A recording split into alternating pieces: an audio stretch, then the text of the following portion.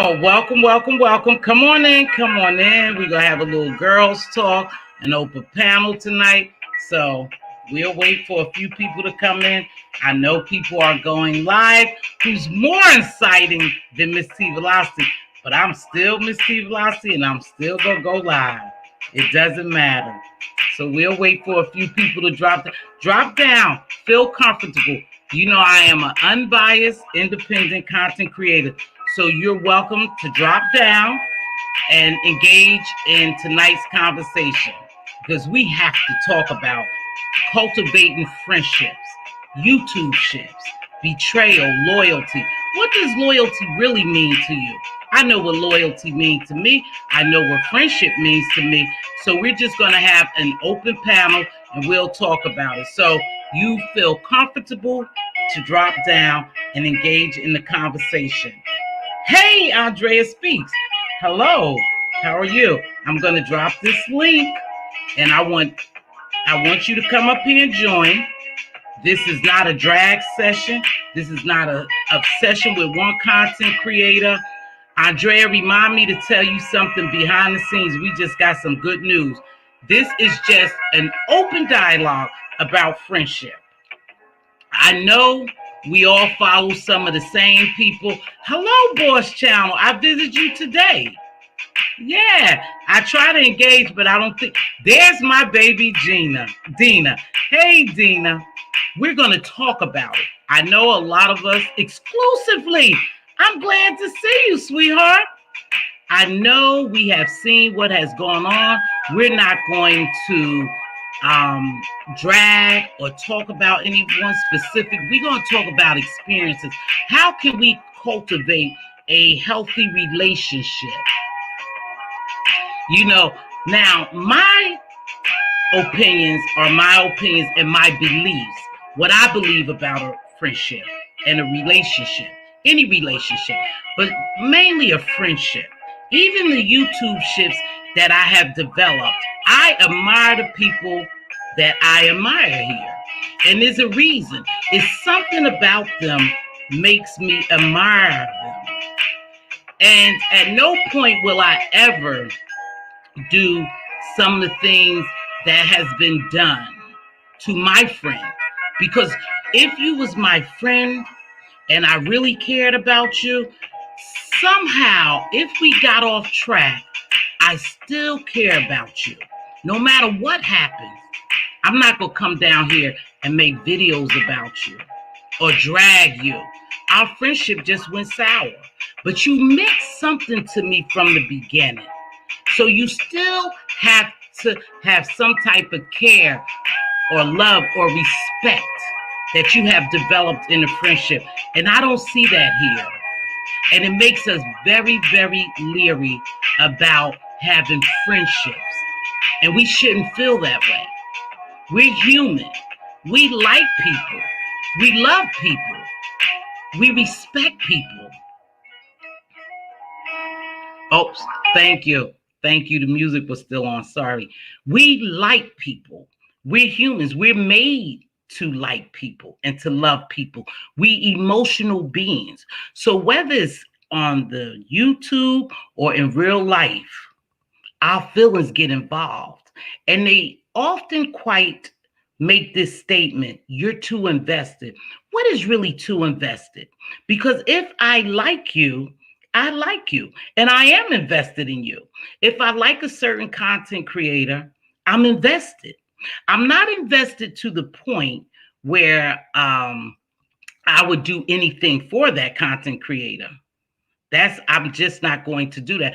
I'm never going to deduce myself for another person. But if I'm loyal to a person, I'm going to be loyal to her, no matter what happens. And I was in a conversation the other day with Trina. Hey, BBK, Andrea Speaks. Let me just speak to some of the people, exclusively me. I was in a conversation the other morning in reference to the things that have taken place. And I made a statement, and I believe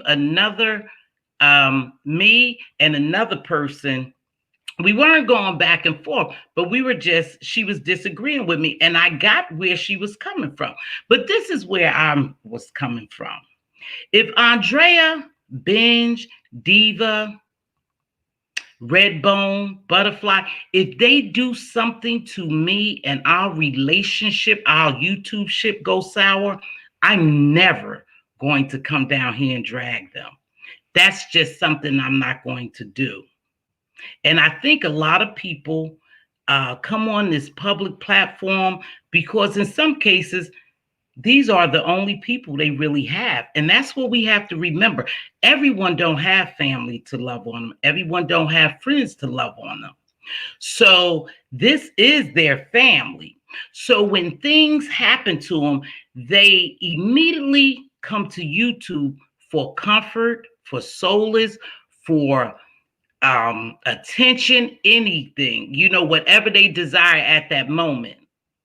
And when the relationship goes bad between different people, they also come down here and make videos, erratic, sporadic, crazy videos. But my question is, if you ever really loved me, or, we quick to say, love you, love you. I say that as I love you as a content creator, to my audience, to my subscribers.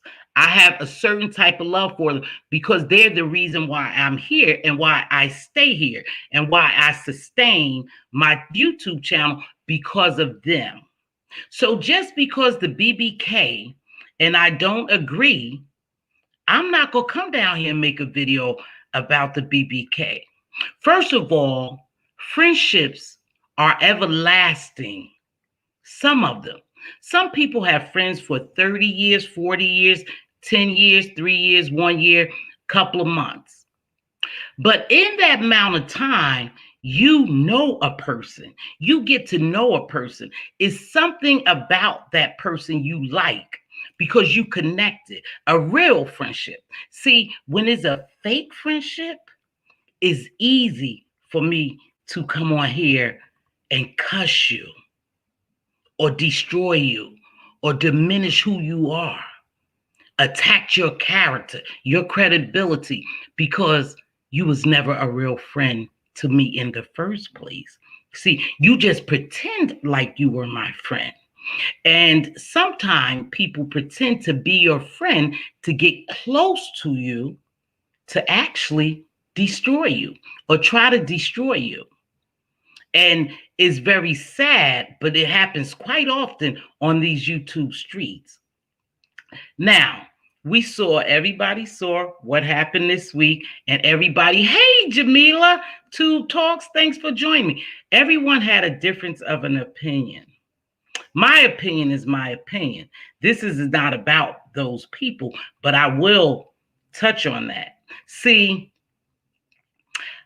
I would have, for one, mistakes was made. Mistakes was made. And we all saw the mistakes. And we all saw the videos that everyone made about the mistakes that was made. Whether it was a scam, a lie, or whatever, we all witnessed it. I had a little problem with things that happen because if I'm your friend, BBK, and I'm your real friend, and you have modded for me, you have talked to me behind the scenes, you have cash apped me, you have supported me, it wouldn't be that easy for me to come down here and cuss you and expose everything you and I talked about. Because if it's that easy for you to do and say some of those horrible, malicious, vile things, then you thought that about me anyway. See? You know my saying, if you really didn't like me yesterday, you're not going to like me today. It doesn't change. It doesn't happen like that. So all these videos being made with people breaking up their YouTube ships, some were real friendships. And what happened is when they came down here and they put it on a public platform, they allowed other people to destroy their true friendships, because everyone has an opinion. And this is a place that you can express your opinion. See, and an opinion is like an a-hole. We all have one.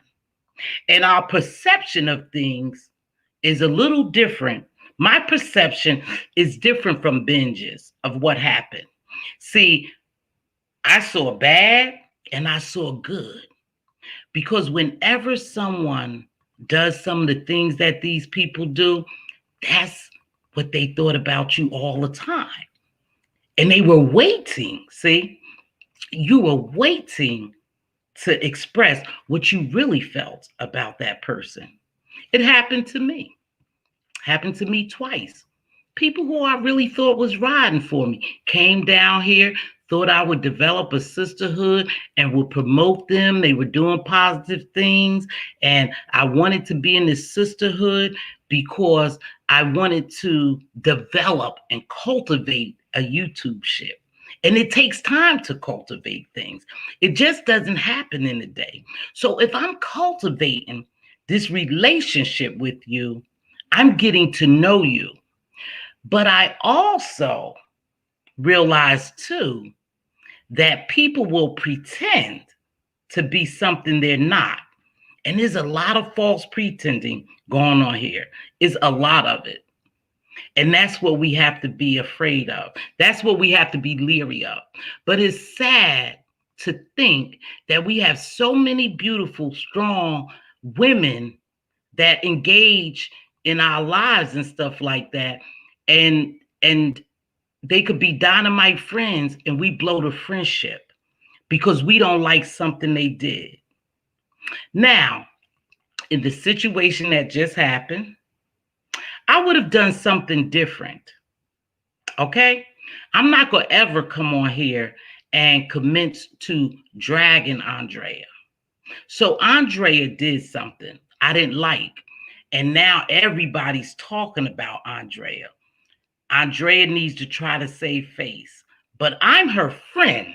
See, I've developed a Youtubeship with her. I'm going to call Andrea and say, hey, Dre, damn, somehow we got to make this right.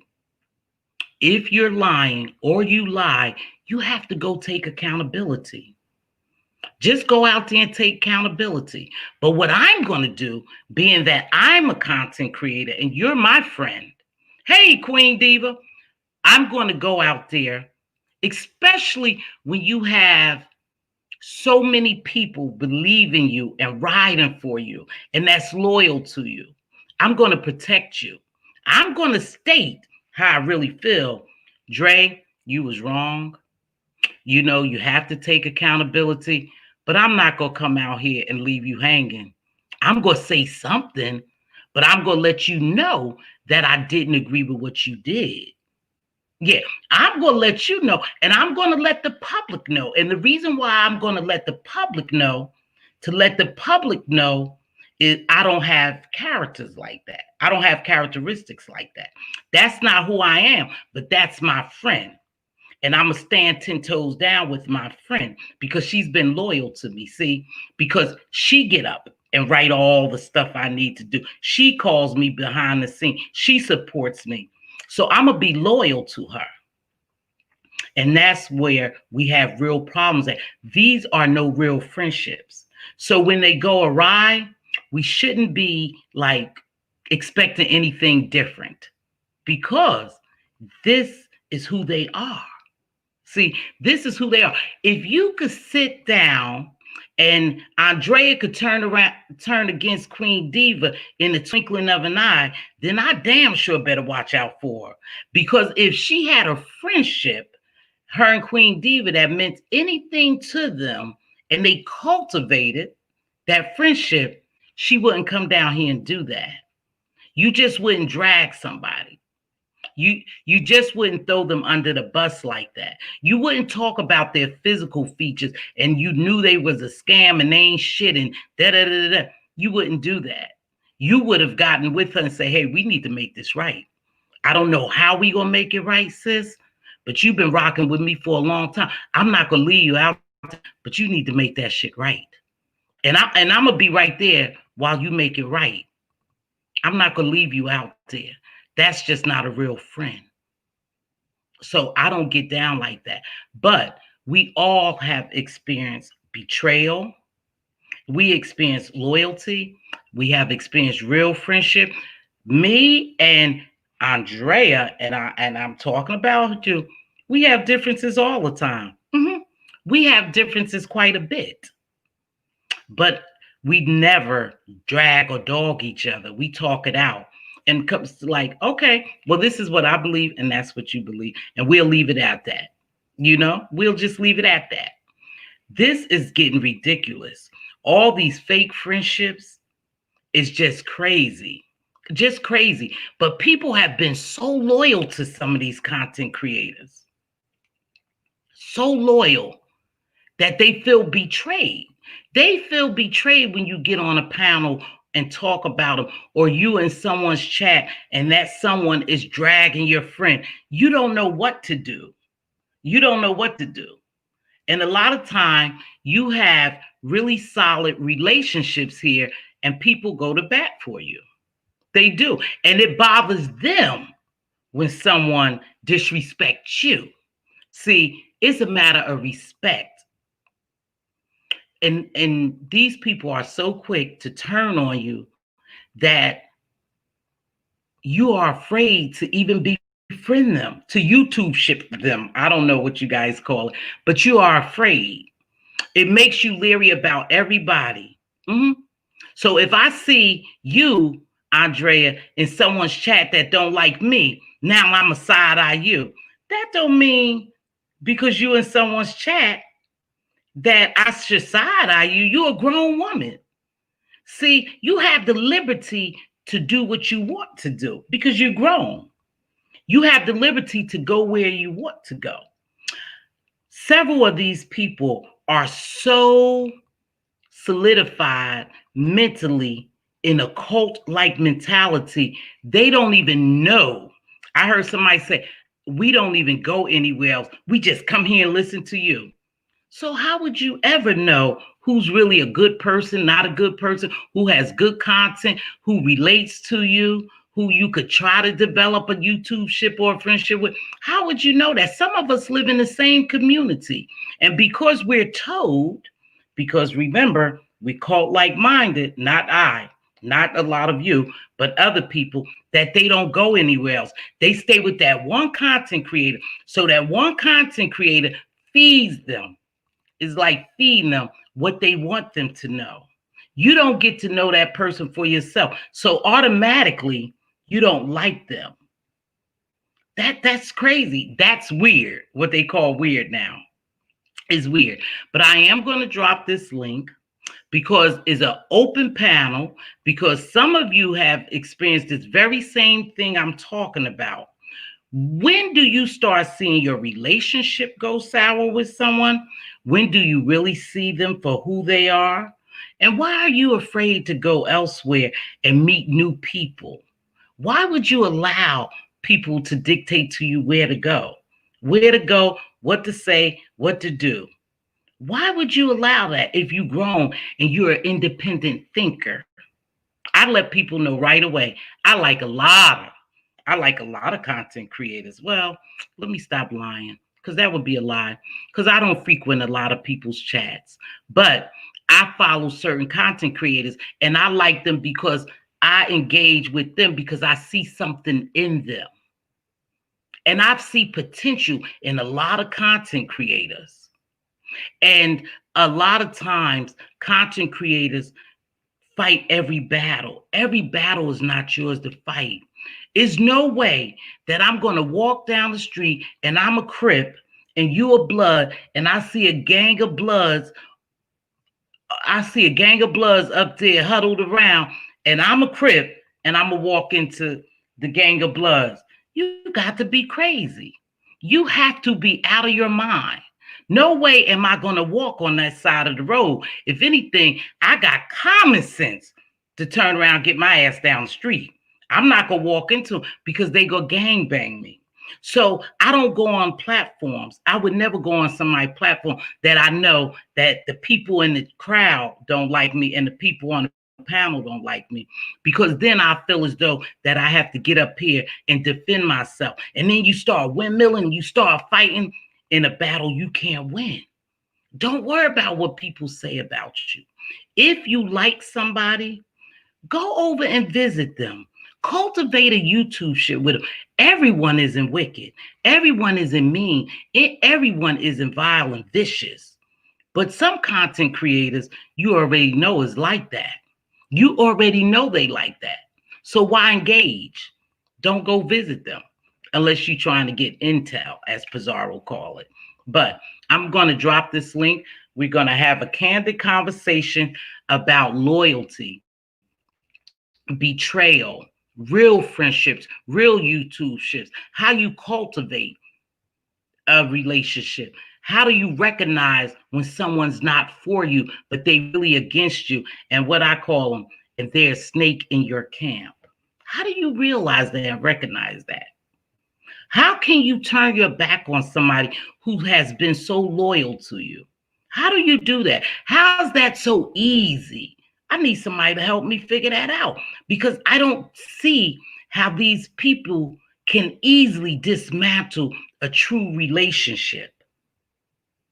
Somebody you have met, really, in real life. I don't see how they do it. So let me shut up and speak to everybody. Good evening, Mr. Pisces. Queen Diva, good to see you, sis. Crystal King, hello, love. BB Nice, hello. Crystal Queen King, I hope all is well with you, my love. Kind to me, thank you for joining me. So Trina C, there's go my girl Trina C. So Trina C and I had a conversation the other day, and I really like Trina C. But her and I didn't see eye to eye, but we worked it out. No. Oh, yeah. Yeah, I get you, Trina C. And I don't even want, you know why I don't even want to talk about that? Because that's still a sad situation. And I don't want to insert myself in it. But I get what you're saying. I get what you're saying. You know, and I don't disagree with you at all, Trina C. And that's what I want you to know. I don't disagree with you at all. Okay? But I don't want us to feel any difference because we have a difference of an agreement, okay? But I get where you're going. No, they won't be your friends. I get it. So I'm going to drop this link, okay? Thank you, Trina C, for coming by. Like I said, we're good, baby. I respect everyone. Let me tell you something. I respect everyone's opinion and their different views. That's the difference in me and other people. I respect that. It's an entire mess, and I want to stay away from it. But you are welcome. Hey, there's my real friend. Thank you. What's going on, Dr. Cat? How are you, love? Thank you. So you are welcome to come up here. Listen, over here, one thing we do, we respect your opinion and your difference, your individuality. I respect that. You're not going to always agree with me, and I'm not going to always agree with you, but you're going to respect me because I'm going to respect you. And that's just a given. We don't do all that over here, okay? So I understand Trina C well and totally agree, Miss T. Yeah, I understand where she coming from. That situation, I just want to stay away from it. Because like I said, I have my different views and opinion on it. And that's what I believe, and that's how I stand. And however someone else agree or what they believe in is what they believe in. And I, for one, respect that. Okay, it's a matter of respecting people's difference of opinions and views. Okay, so yeah. I can't stand by them. I think okay, so that's, hold on. Let me let Andrea up. Hold on, Trina C, because I want to, hey, Dre, what's going on, baby? Hey, hello. I was go ahead and finish with Trina C. Okay, And Trina C, I think maybe you misunderstanding me. So let me try this again, and hopefully you'll understand what I'm saying. Not that I'm ever going to defend anyone's wrong. No, no, no. I'm not going to defend your wrong, but I'm also not going to throw my friend under the bus. I'm going to let my friend know that she was dead wrong. She was wrong as two left shoes, but I'm not going to throw her under the bus. And I'm not going to dissolve my friendship with her. No, but I'm going to let her definitely know how I feel and how I stand. But I don't think it's a matter of dissolving the friendship. Would I dissolve the friendship to save my reputation? Because people already know who I am. I don't have to prove anything to anyone. You guys already know me. So I'm not going to throw my friend under the bus and call her a bunch of names, but I'm going to let y'all know that I know she wrong and I don't stand by the bullshit that she did, but I do stand by my friend because that's my friend. And my friend stands by me even when I make mistakes. And if it was that easy to dismantle my friendship, then I was never really a friend from the beginning. And if I came down here and started destroying and dragging Andrea, then that means I never really cared for her. I meant that. I never liked her from the start. I just pretended. And I don't pretend. If I say I like you, I like you. If you do something wrong, I'm going to correct you, but I ain't going to bring it to the public. I'm not bringing it to the public for the whole public to drag my friend. I'm not going to do that. I don't get down like that. I don't get that. And I don't condone wrong. I don't condone wrong. So maybe now you may understand me a little more. No, I don't condone wrong. Do I? Do you and I disagree sometime, Andrea? Yeah, pretty much. We're both strong-willed. We both have opinions. We both have different viewpoints. I don't think you can have any kind of relationship with consistent agreement. Like, oh, you're so good, you're so right. No matter what you do, you're right. Yes, man. Like the way I look at it, it's not what you say to me; it's how you say it. And I'll say, hey, I didn't like that. Um, I think that's how you build trust in a relationship because some people jump straight into loyalty, but they don't have trust. If you don't have, if there's no trust, it's kind of like an anxiety about the friendship. Mm-hmm. So you're going to act differently than you would if you actually trusted the person. And that builds up over time. It's Mm-hmm. not an instant, oh, we both have an enemy. It's not, oh, we both agree on the same things. We have so much in common. No, it's not about that. It's about getting to know the person that you're going to interact with and who you're going to attach your wagon to, I guess. But you're not going to get on anybody's bandwagon. You're just going to say, hey, we're going to walk along together in a balanced relationship. That's kind of what I look at as, friendship. You can agree, I can agree. I mean, like we had disagreed today, and you said, "Well, I don't agree," and I I don't and agree. I'm okay with that. I'm okay with you not agreeing, but I'm still gonna say it, and you're gonna say your part, and then we just go on. We were disagreed about this show, So that's part of what it is because I trust that you will listen to what I'm saying, even if you don't do what I think you should do. And if you do something like you've seen me do this, if you're live about something and I'm like, that's not me, I'll Oh, just we. respectfully tell you I'm out. It's Yeah, not that I you. dislike you. I'm gonna dog you out. I'm gonna say, I didn't like that. That's not why I'm here. I'm just gonna bow out, but nobody else is gonna know about it, right? Right. It's just that's between me and you. Exactly. Hold on. Hold on so I can let Dina on. No, I mean hold on. Hold on, Andrea, so I can let Dina on. Sure. Dina? Hi, how We are. Thanks for joining me, Dina. you Hi. doing? Let Andrea, go ahead and finish up. Because I want to Oh say, no, I'm finished. I'd like to hear from Dina. okay, wait 1 minute, Dina. Now, something about you and I, like you said, we disagree quite a few times, and that's okay because that's what a real friendship is about, disagreeing and correcting me when I'm wrong.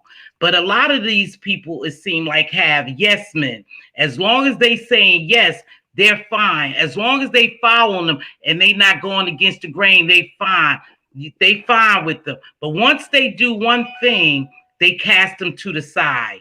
And I don't think it was a real friendship. Would you label that as a real friendship or YouTube ship? Are you talking to me now? Well, go ahead, Dina. Yes, ma'am. You know what? I just feel like this. I go into some chats and I listen, and I think I'm a good selector of character. And sometime after you listen to a couple of these chats, you'll go into a couple, you can tell that these people are not, don't care about anyone. Are they really or not going to be loyal, or not going to really become a real friend? And people, as soon as something like one thing happens and you go straight to YouTube, see, you can even test a person because tell them something small, and it goes straight to YouTube. You know that's not a friend. Number one, I rock with the BBK. That's my girl. We don't always agree, but I am never gonna come on here. You know what she said? She did this. No, I'm gonna tell her. Sometimes she might have a panel, and I see her. I might say something funny in the chat, try to pull her in. I can't tell her what to say, what to do, because she's a grown woman. But I will, like, behind the scenes, let her know if I approve. We don't have to approve on everything, you know. She's a grown woman. She has her own mind, but she can look at a different point of view. You know what I'm saying? Right. But you're not a friend when you go out and say personal things, like tell about somebody's appearance. Everybody's not a size 12. Everybody's not a size 2. I don't want to be. I like who I am. But that's the first thing, that one of them content creators that I'm thinking about. I have never seen her hold a friendship. Every time she gets one thing happens, she starts dogging the person out, and it's a video and it's a money grab for her. And that's what I see. Right. Okay. So and with that being said, I'll say this. I think it makes it very hard for people to try to even cultivate a friendship. Andrea and I had talked about this one time, and Dre, Queen Diva, and Benj, we all say the same thing. We were even leery about each other, even though we knew, even though we knew we were solid. The things that happened made us question. Well, damn, I mean, she questioning me, I'm questioning her, she questioned, and that happens because we've seen so many YouTube ships and friendships dissolve on here with disaster. Even the incident that happened with me, when I said this, I said, I'm not going to go make a video. People will never know what's going on between us. That other content creator made a video. But I had held on to my vow because I'm not going to do that. Because at one point I thought I meant something to you and you meant something to me. So I couldn't see myself coming down here calling you all those names. Even if I thought that, I wouldn't bring it to YouTube because it invites too many people into it. And then they add fuel to the fire.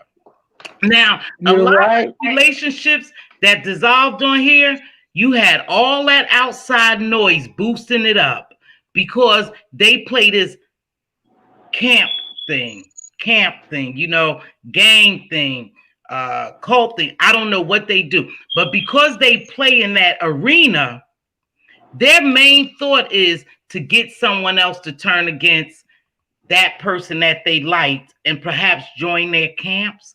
I don't know, because I can't see the logic in the things that people are doing here when they call themselves. I call them bully. They're bully camps. It's like it's one group bullies the other group.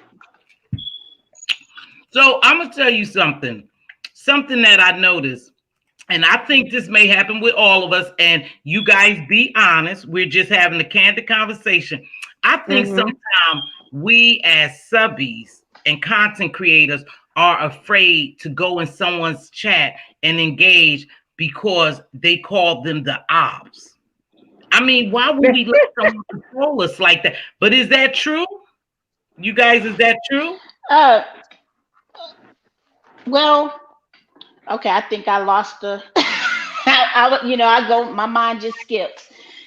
Go ahead and ask that again because it was something that I'm I caught. asking, do sometimes you feel okay? Let me rephrase it. Sometimes do you feel uncomfortable going in other people's chat because you may know that another content creator don't like them and you don't want to be seen in their chat, so you don't drop down? We all just hang up in the bushes praying that the limbs don't break, that they say something that make us jump down and get with them. Now tell the truth, y'all.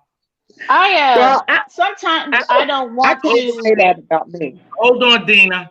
Hold on, Dina, Okay. baby. Okay, Go ahead, no brain. sometimes but when if I go to a live show or whatever, I will sit and listen to see where the conversation is going, not because of fear or some kind of YouTube loyalty or something. It simply does what that person is. Are they talking about something that aligns with me, what I want to talk, what I'm interested in? As you know, I go all over the place. I'm most, I just enjoy a lot of different chats. And so I can't imagine being controlled that way. I think control is manipulation, and I think, it's and at that point it's witchcraft, so therefore I can't participate Mm. in it. So that's my thought. Dina, what you think?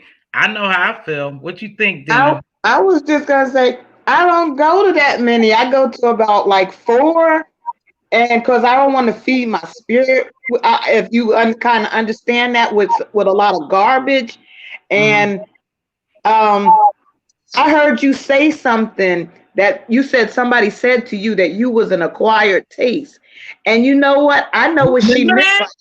It's because you have character and you have a conscience. And when I first saw you, I was drawn to that. You have a lot of character, and that's why a lot of people, you not like about a lot of bullshit. I Mhm. mean, Go I'm ahead. sorry, but that's what I mean. You're not like you don't like all that beefing and all. I'm sorry. I'm just not with it. Mhm. Like that back and forth. I don't have time for it.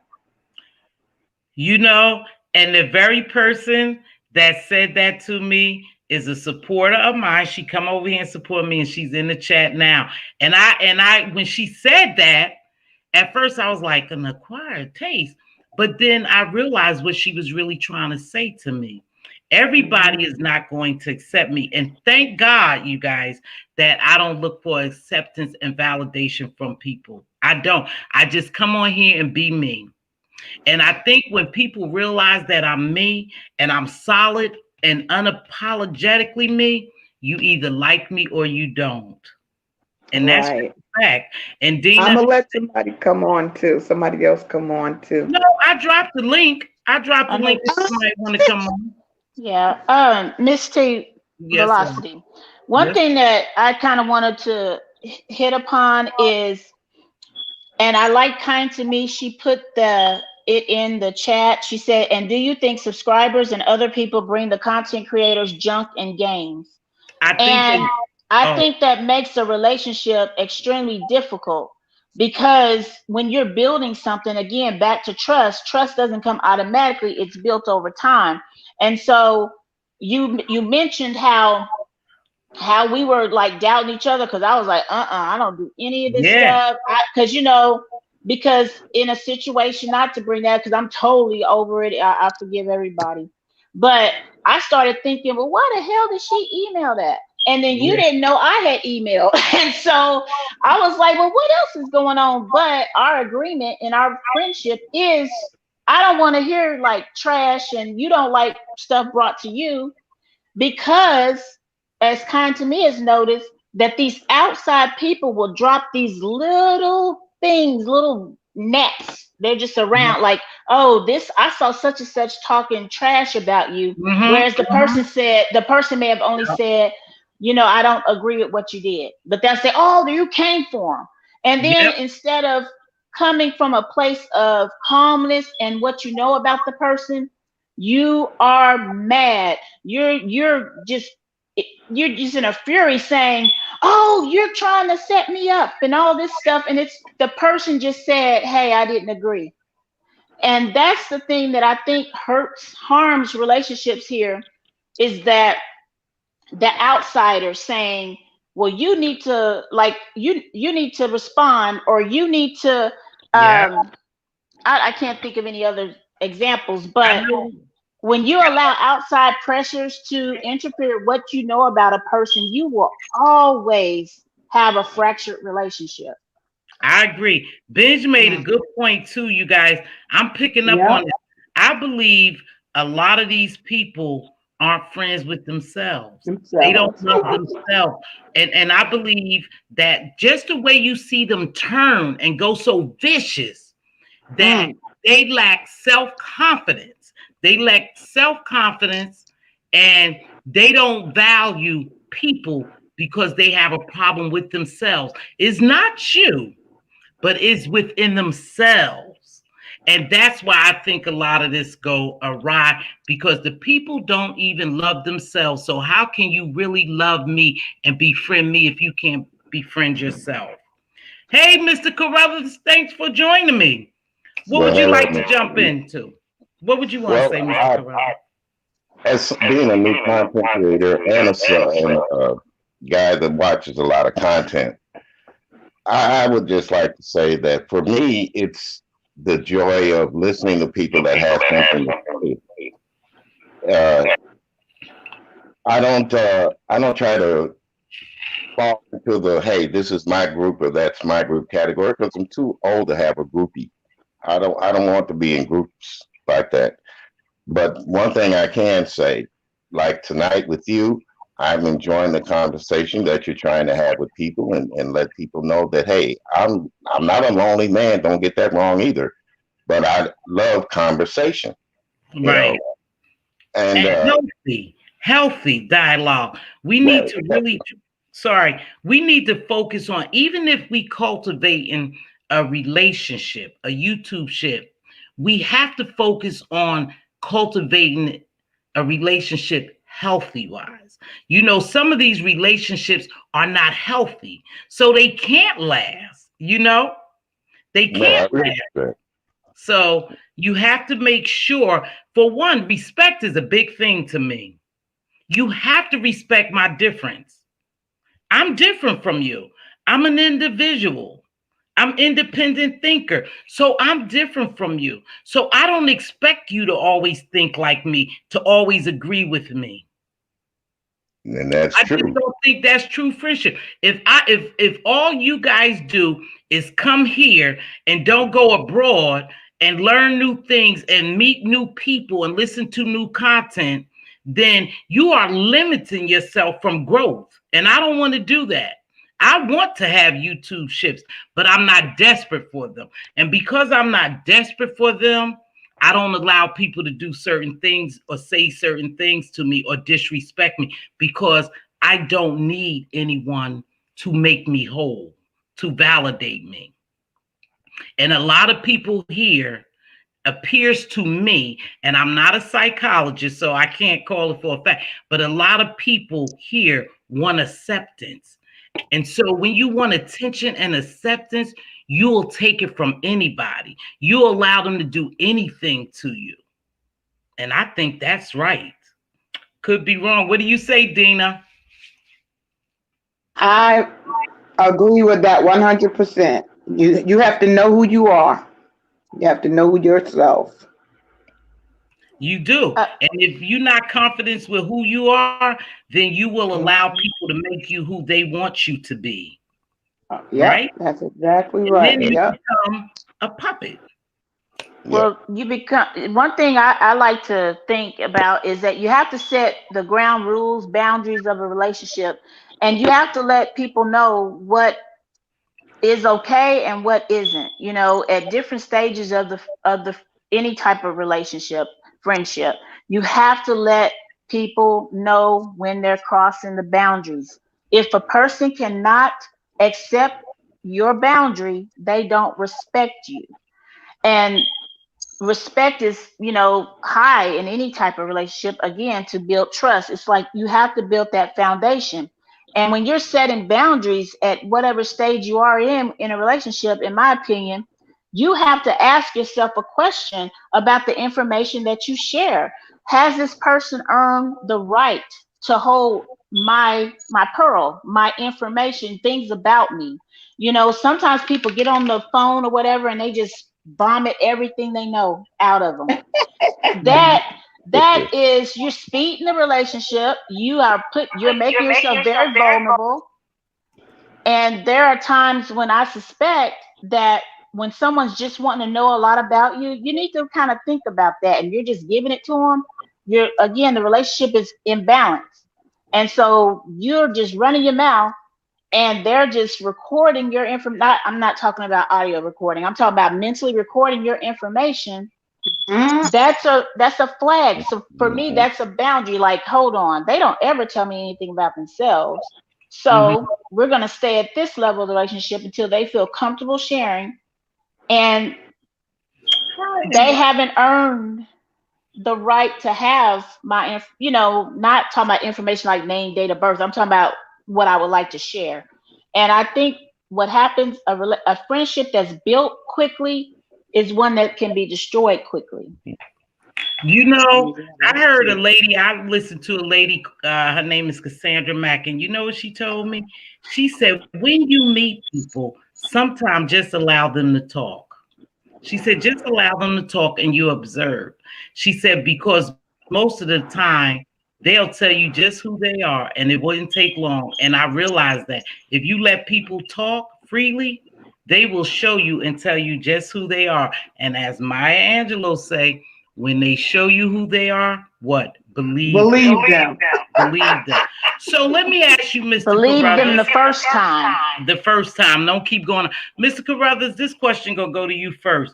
So when you have come on the scene now and you have seen some of the very same things we've seen, what would you reference as a friendship or a YouTube-ship with certain people? Well, being able to accept a person's opinion, number one. Being honest with a person, number two.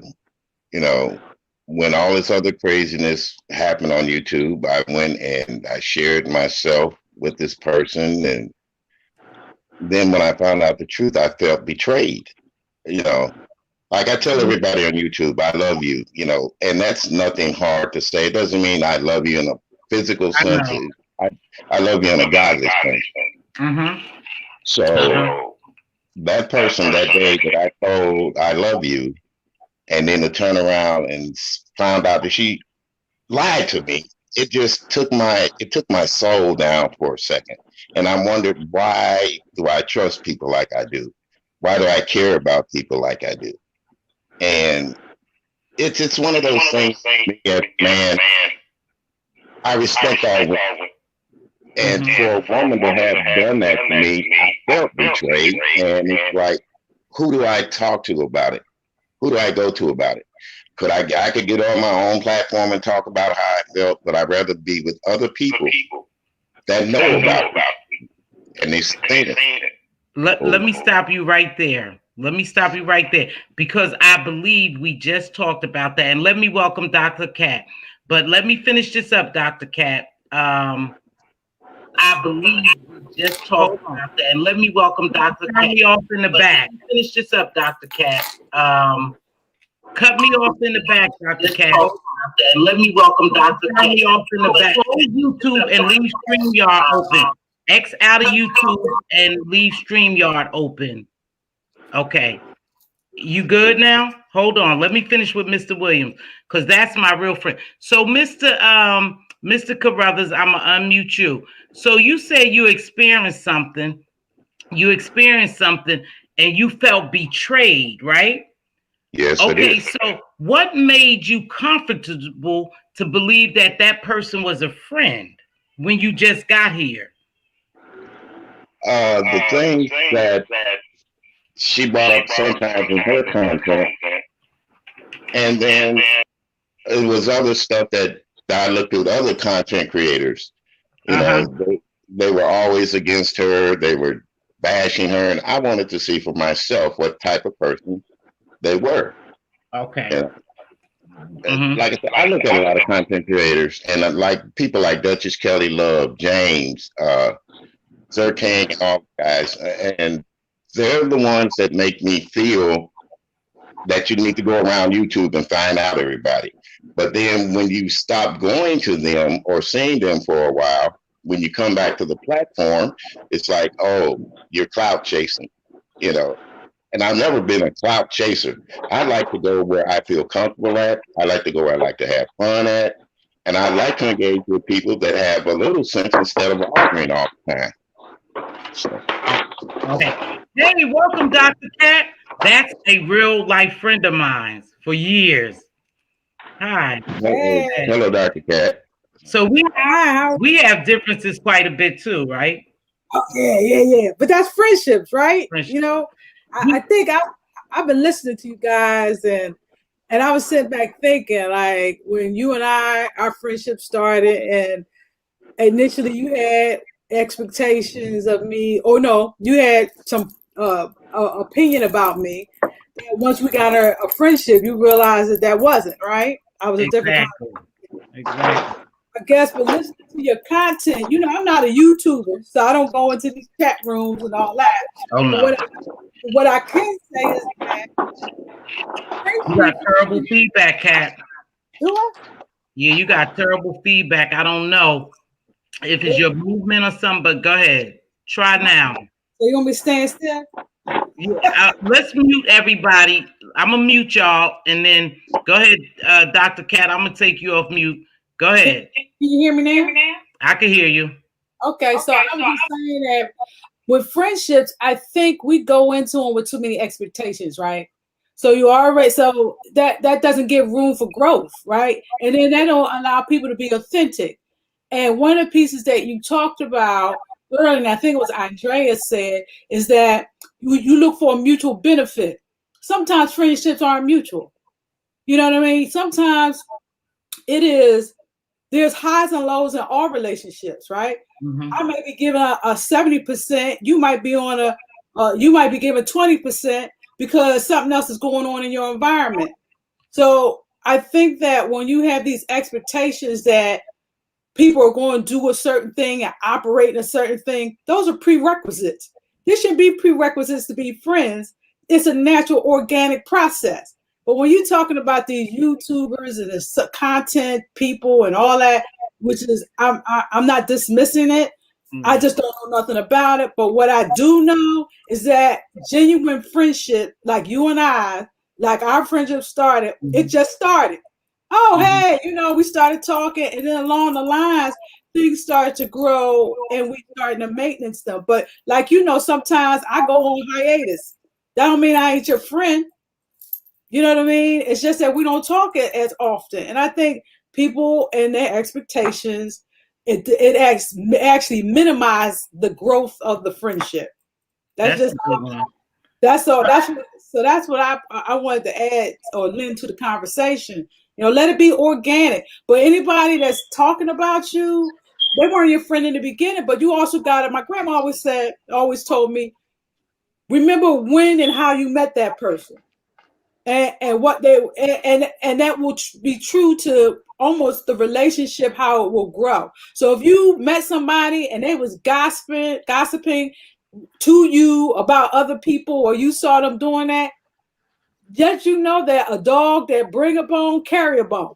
So that's don't behavior. So anyway, that was all I wanted to add to your conversation. You know. Thank you, baby girl. Hold on. Go ahead, Andrea. You I like to I don't believe that it should be like a mutual benefit of a relationship. It should be a balance, meaning that sometimes you'll enter a friendship where one person is they have more of a balance of I can't think of another word to use instead of power, but maybe you become friends and this person has introduced you to other people, or they are in a higher socioeconomic status and they are purchasing things for you.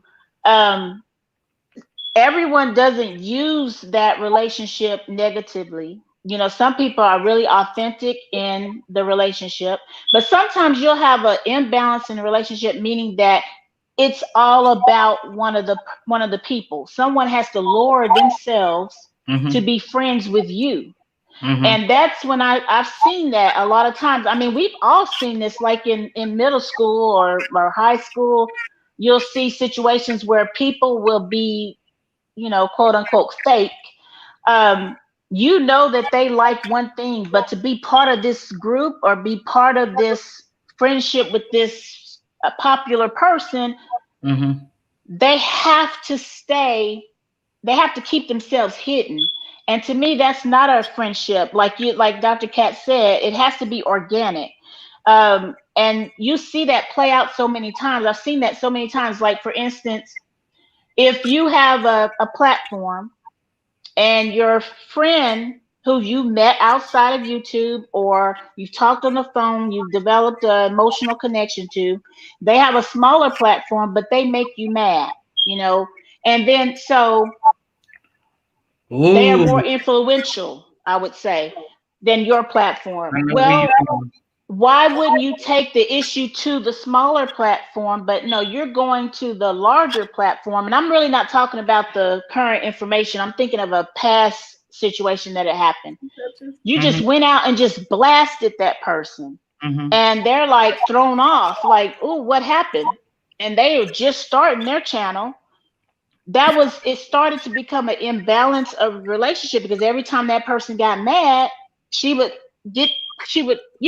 verbally assault the other friend, and their friends offline. Why is it there? You're going to get amen people, while they have a much smaller, less than 100 subs.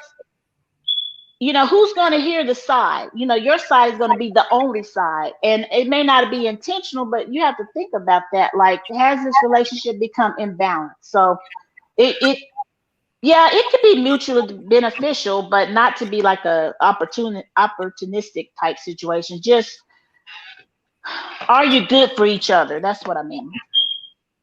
You know what I think, and like Dr. Kat said, we friends in real life and how we met.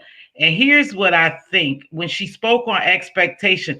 I do think what's happening here in this YouTube world, we are expecting people to be like us somewhat. And when they're not like us, they disappoint us. But here's the difference in me watching and observing these people. Just because they not like me and their characters aren't like me, I know that I could fold and walk away from them.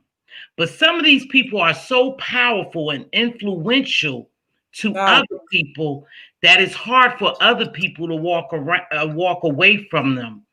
And at their demise, eventually the relationship dissolve, because you almost feel as though, and I don't know if this generational, see, it doesn't matter to me what you say. It matters to me what you say to me, but I'm going to respect you.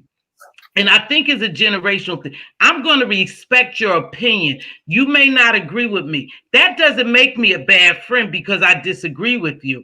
And I think a lot of these people are caught up into that. Like, if you don't agree with me, if you don't ride with me, if you're not down, then you're not my friend. That's not a real friend, because a real friend would tell you when you're wrong.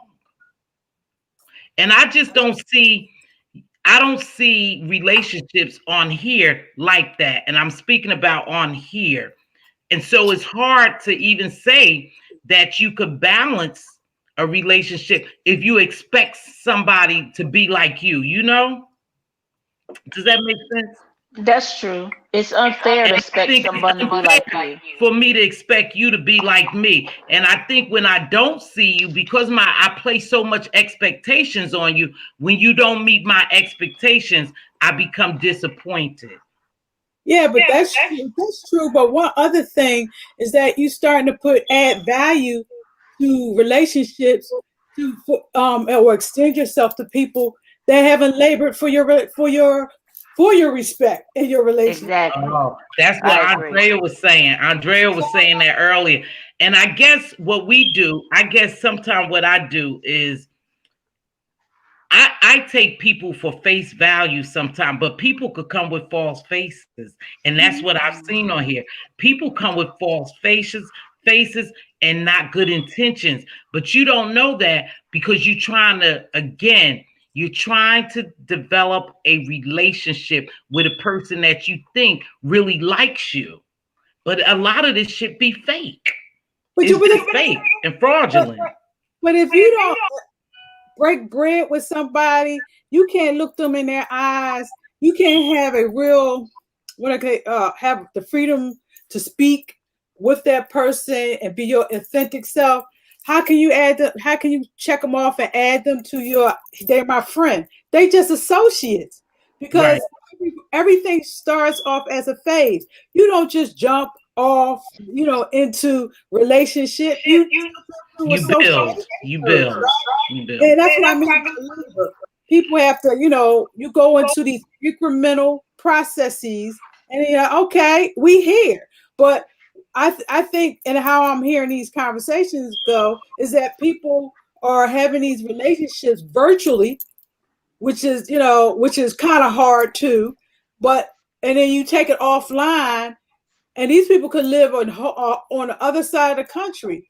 But the thing is, you don't actually have that groundwork in that fundamental principles, the moral values that you have connected with or whatever, and say, oh, this is somebody worth, putting a little time in. Hey, here's my number. Give me a call sometime. And you gradually build that thing out, because if you don't, it's not going to stand anyway, because it doesn't have I don't think it has a good foundation. So some of that stuff, and I don't care if it's virtual or in person. These are just standard things that people should want to have in place before they say someone is their friend. They should want to, progressively get to know someone incrementally and build on to something, because that's just like, that's just like dating. You go out on a date one day and then next 2 days you're talking about this my man or this my girl. I mean, this world is so microwave. I mean, for instant gratification without going through the process. So when somebody can get on a channel, I guess that's what you're talking about, and talk about somebody, it's because they ain't put no work in. They don't have, there's no fundamental foundation on a relationship. So they can easily do that and throw it in and go get another one. Oh, wow. Yeah, I think that's why that's why I think in the beginning we spoke about cultivating a friendship. Now, I'm going to say this in reference to what you said. Whether these are virtual people or not, remember, we emotional beings and we act upon our emotions a lot of time. So you do connect with some of these people, and like I said, some of these people don't have family and loved ones and friends, so they come on here. And if you come on here every day, Dr. Cat, you come on here every day and we engage in a conversation and you support me and say, for instance, these people do super chat and cash apps. You giving me money and stuff like that. You supporting me or whatever cause I'm here for. And then all of a sudden it turns sour and you come on here and start cussing me out and dragging me and trying to, tarnish my name and all that crazy stuff. Like, this is what we're not understanding. Not because I don't think you can't have a YouTube ship. I do believe that you could meet people on here, just like if we was dating on, you mentioned dating, just as if we was doing online dating. You talk to somebody, you build up that relationship, you see what y'all have in common, you see what you don't have in common, and you're building a rapport and a relationship with them. That's how friendships are developed, whether it's virtually or in person. We tend to do it in person because you can see that person, face to face, and you can engage different. But you can also develop relationships here if the people are really true to themselves and to you. Mr. Go ahead. I have a question for am I feedback? No, go ahead. Okay, I have a question for Mr. William. He mentioned, being disappointed about a situation with a person. Will that change how you'll act with future situations with people on here? Do you think that kind of jaded you, or you take it on an individual by individual basis? No, I take things on by individual basis there. And, like I said, content creators, I judge them by what they give to me far as enjoyment, being able to have a conversation, and respecting my opinion and their opinion. But when you lie, blatantly lie, tell something that causes me to get emotional about you, then I look at you sideways. It's just crazy. I'm not trying to hurt you, so why are you trying to hurt me with a falsehood? Right. Right. Let me ask you another question because you said you had a situation. I had a situation where I thought that these ladies could be potential associate friends, YouTube shit. Now, Kat knows me. I'm not easy to make friends. I don't make friends, do I? Come on, Kat. See, because these people don't know me, Yeah, but yeah, I'm not that friendly, lovey type because I don't trust a lot of people because the same thing happened here. These people make you lack trust in them. Because of the things they do, the behavior, it makes you not want to befriend anybody and makes us leery, you know.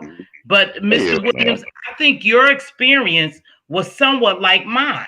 I think it was. You came on here, and I believe because we are people of particular age, we value and treat things a little different than the younger generation, Mr. Williams. That is That's so what I true. believe. But I do believe this too, Mr. Williams, that like people say, we have to watch these people and we have to know the history before we allow them to really have a piece of us. And most particular age people don't do that. We just go in there being who we are and hoping that I guess relationships develop, everything is good, but you can't do that on here. And Dr. Katz, you don't know much about it, but Mr. William have experienced something. Andrea have experienced something on YouTube. I have experienced something. Probably everybody in this chat has experienced something in relationship to YouTube ships, you wow. know? Yeah. Hold on, let me check this person. Hold on, you guys, stand by because I've never seen this person before. So I have to. Oh, no, wrong thing. Hold on, hold on. Let me get what I'm looking for. Right there. That'll do it. Hi, Silky Black. Is that you? Hello? Hello? Unmute yourself, Silky Black. Okay, yes. This is me. Okay, baby. Thank you. Welcome, Silky Black. Hi, Thank thanks for you. joining me. Hello, So, Silky. give me a Hey. minute. So, what I think is really particular age people that goes head first in sometime to liking people because we're probably not used to some of this treatment, you guys. I'm not used to some of the stuff I've seen on here. I know Dre ain't. Kat, you don't know, but Mr. Williams, I know, and Silky Black. If you're a particular age, you're not used to some of this stuff that we see here. Well, I think that's true for anything. Because let me so people know I'm a real doctor. That's called social emotional selectivity. As you start to get older, things start meaning more to you. That your Okay. relationships, Okay. your appreciation for people, places, and things will change, right?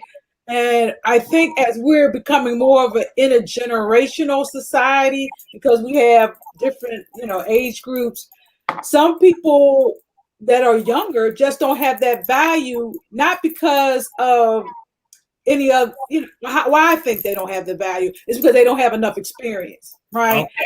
A lot of our stuff is based on our experience, and younger folks tend to quit easy. So that's one thing. But then I want to go back to using YouTube as a social connectivity piece to ward away from isolation and social Silky, isolation. hold on, Silky. 1 minute. Silky, I Go think ahead. Go you ahead. have Take your time. Take your time. So Silky. go ahead. Hold on, Dr. Cat. Silky, let me mute you. I think you might have some feedback, but hold on. Let Dr. Cat finish it, and I'm going to let you jump in. Thanks for joining me. Go ahead, Dr. Cat. So people are using YouTube, and I find this with my mom. My mother told me a couple months ago her friends on YouTube. So she goes onto these channels to talk to people about the streaming stuff that you put on the Fire Stick and all this other. So she has these friends, she calls them, that lives in, this one guy lives in Jacksonville, Florida, and some other stuff. So she was talking to him prior to COVID-19. So then once COVID hit, a lot of people, older people, started, really coming together on this particular YouTube channel. Too. Mm-hmm. So I get it, but a lot of times these kind of methodologies or these type of approaches like YouTube is actually filling that void for social connectivity. And that's the thing. So, and understand that some people use it for, if you're getting on here using it for that, and make sure, and it's to ward off loneliness or or whatever you're dealing with at that particular stage, especially as you get older, understand that younger people may not have the same appreciation for that. Exactly.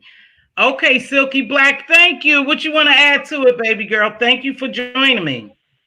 Hello, everybody on the panel. What I wanted to add to this conversation is something that you said early on. Now, me as a subscriber, yes, these content creators can make you very uncomfortable if they saw you in another chat. Well, see, I don't have an issue with a person. I'm gonna give you a perfect example. When I first started coming to YouTube, or even realizing that it was lives on here, because I didn't know. I don't think I want to say people name. Listen, you're welcome to say what you want. Over here, we respect people's opinions. We don't drag. And I don't want to put nobody's name out there. Well, just okay. Let's just say this: 2 content creators was friends. They was good friends. So we used to watch both of them. Okay. Oh, well, they fell out. And then they said, don't go over there. But what I realized is they still talked about them. So you must still be going over there. But you told these people in the chat, don't go over there anymore. That's when I said to myself, I'm going to go wherever I want to go. Because then you have to think, what value is these people really adding to your life? And so from there, I decided I'm going to go where I want to go. I don't care who like it. I don't care who don't. What I have witnessed in these streets is like, just like you said, I'm in my 50s. I ain't never seen anything like this stuff in my life. Some of these kids is some of these content creators is my children's age, and I never seen anything like this in my life. Now let me go on what happened the last couple of days. I guess maybe because I have real friends, true friends in my real life, that I just know that, girl, I ain't gonna agree with everything that you do, or that was real wrong, but do I get rid of you? Now, initially, I spoke on if it was some deception in this situation. And what made me mad is, I got to go on how we came together for Lala, okay? And we put that out there. We did. Okay, but was that same thing done for Vaughn? No, because the message was messed up with the mess. So it wasn't displayed correctly. What happened to him and his death, and it wasn't put out there the way that it was for us looking for a missing child. Because the mess part of it took over all of it. Yeah, exactly. Now, I don't agree with all of that. And I do believe that if you report on everything else, you shouldn't have came out here saying that you wouldn't report on that. You should report on it and tell the truth about what you feel is the truth about it. But to just do all that, I'm sorry. I have to unsubscribe. I can't even take no more. Let me ask you a question. Hold on. Hey, K. Edwards and the Duchess, welcome. Super D49, kind to me. I think I got you. Let me ask you something because I want to make sure what I'm feeling. I'm comfortable in what I feel. Nobody could change it. But in that case, because you was both, Silky, I see you. I know you, baby. You were both of their subby, and you liked I both of them. was. Now, let me ask Yeah. you a question. Would you Let have? let me tell you how you know me. And I'm gonna tell you, I was put in this same exact situation. And Mz.Teavalocity, I used to come over here and like you. And one day I came in the chat and you were talking about me and this so-called friendship that I had with Miss Gina. Well, Miss Gina got upset because I donated or I was a sponsor to somebody for vacation. Now, I did, and because of the fact that I knew both of them, I subscribed to both of them. The way Miss Gina kind of told y'all how our friendship was, I just didn't agree because I never talked to her not one time on the phone or anything like that. So I didn't think that I was doing something against her, but she thought I was. So do you see again how content creators can make you feel uncomfortable about just something that you do in another content creator's life? I only said in that live that day, I wish I can go to vacation because we live right here together. But I can't because I be in a lot of pain and I've had many back surgeries. I can't walk that well and I don't want to, damper y'all stuff. So I'll sponsor somebody. That's what I said in the chat that day. So I just thought that I was doing something good for maybe somebody that couldn't afford it. Okay. And so, baby, doing that, I had so many videos made about me because I was in support of what? Both of them? No, you should be able to move around here how you want, when you want. Ain't nobody giving me no money. Ain't nobody cash apping me. Ain't nobody going. So why is it that you could possibly feel uncomfortable about being in somebody else's chat? That whole thing taught me something too in these YouTube streets. You know why? You know why? We talked about that early, and you must have been here because not me, but nope. I'm gonna even include myself. Yeah, you too. Sometimes we are mentally controlled and don't realize it. We mentally control, and because we don't realize it. And I'm gonna tell you why. Because at one point, and Dre, you noticed the truth. You noticed the truth. I said, "Oh, I don't want to drop down that person's chat because if so and so see me, damn, it's gonna cause a problem." And then I started thinking, I said, "Oh, wait one damn minute. You letting these people control where you go." I said, no, that's not you. That's not you. And I backed off of it. But sometimes we are even mind control and don't realize it because all of us should move about freely. But when you hear people, you don't want the backlash. It seems like you don't want to backlash, so you just stay up in the bushes. But you can't feel that way because there's a plethora of knowledge out here. I believe it's good YouTube people, and you will miss it if you mind control by somebody telling you where to go and what to do. So what you saying that I be in both of them chats? Pardon me? So you said that you see me in both of those chats. And so now when you see me, you're going to see me in one of those chats. You're not going to see me in the other one. You made a decision, Silky Black. You made a decision that whatever that content creator did or said, you didn't want to be a part of it anymore. And a lot of people will do that, It's too much. Sometimes it's too much. And because my friend really don't know what goes on here, she asked me a lot of times, what are you talking about? Who did that? Now, what it should show also is that, and I wrote in your chat, Kimberly, that wasn't a real friendship. It was not a real friendship, or it would not have been handled in the manner that it was? Well, like I said, and like Dr. Cat said, we don't take time, Silky, to cultivate. And that's what we hear today. What takes time? It takes time to cultivate a true friendship or even a YouTube ship. It takes time. And I think that a lot of us are so caught up on the content creator and liking the content creator, for something that we don't cultivate a relationship with them. Oh, okay. Okay. Let me. Okay. I guess one of the things I just was listening to y'all you guys go back and forth, and it's a beautiful dialogue because y'all getting down to the core of things. But one thing I did notice from the conversation is that, to me, you guys see so much of the ill behavior. Yes. That's what content contributors and how they act in a negative way, and how they sometimes sink to new lows and like you said, drag you and all that kind of stuff.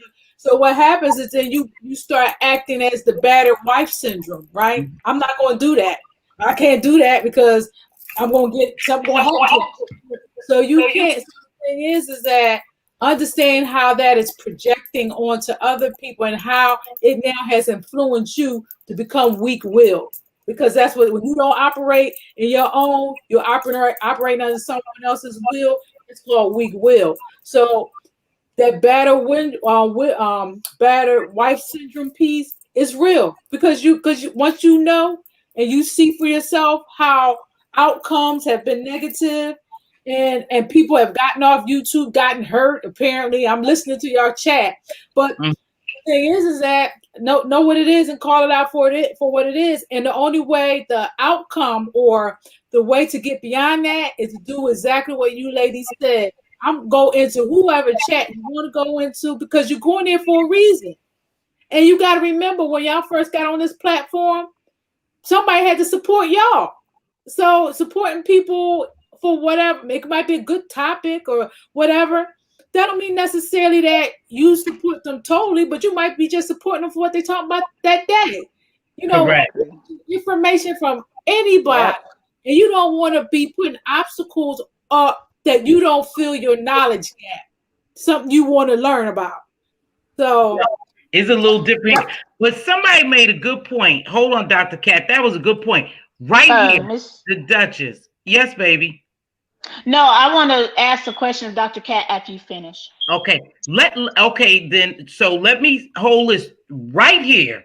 Duchess said, I've been called a flip-flopper because I roll with what seems right to me, regardless of who said it. Now, we're going to leave it there and come back to it. Bingo. Go, Andrea. We're going to come back to that, Duchess. Dr. Cat, okay, what you mentioned, like battered wife syndrome, that is a lot of what we see here. And sometimes I'll catch replays and I'm thinking they are so trauma bonded to this person. They will play the role of the hero, the rescuer, the victim, and I forgot the third leg. But could you explain a little bit more about that type of situation, the battered wife, Stockholm syndrome, trauma bond, or whatever? Because I really feel like people need to be equipped with that information to free themselves from these situations. Well, battered wife syndrome is basically, someone will stop doing something because of abuse. And they know, and because of whatever they may think the result is going to come back is going to be just as detriment to the abuse. So like a husband, he's going, if you don't have the food ready at 5, he's going to knock you out, right? So imagine you at the store, you're trying to beat that deadline to get home.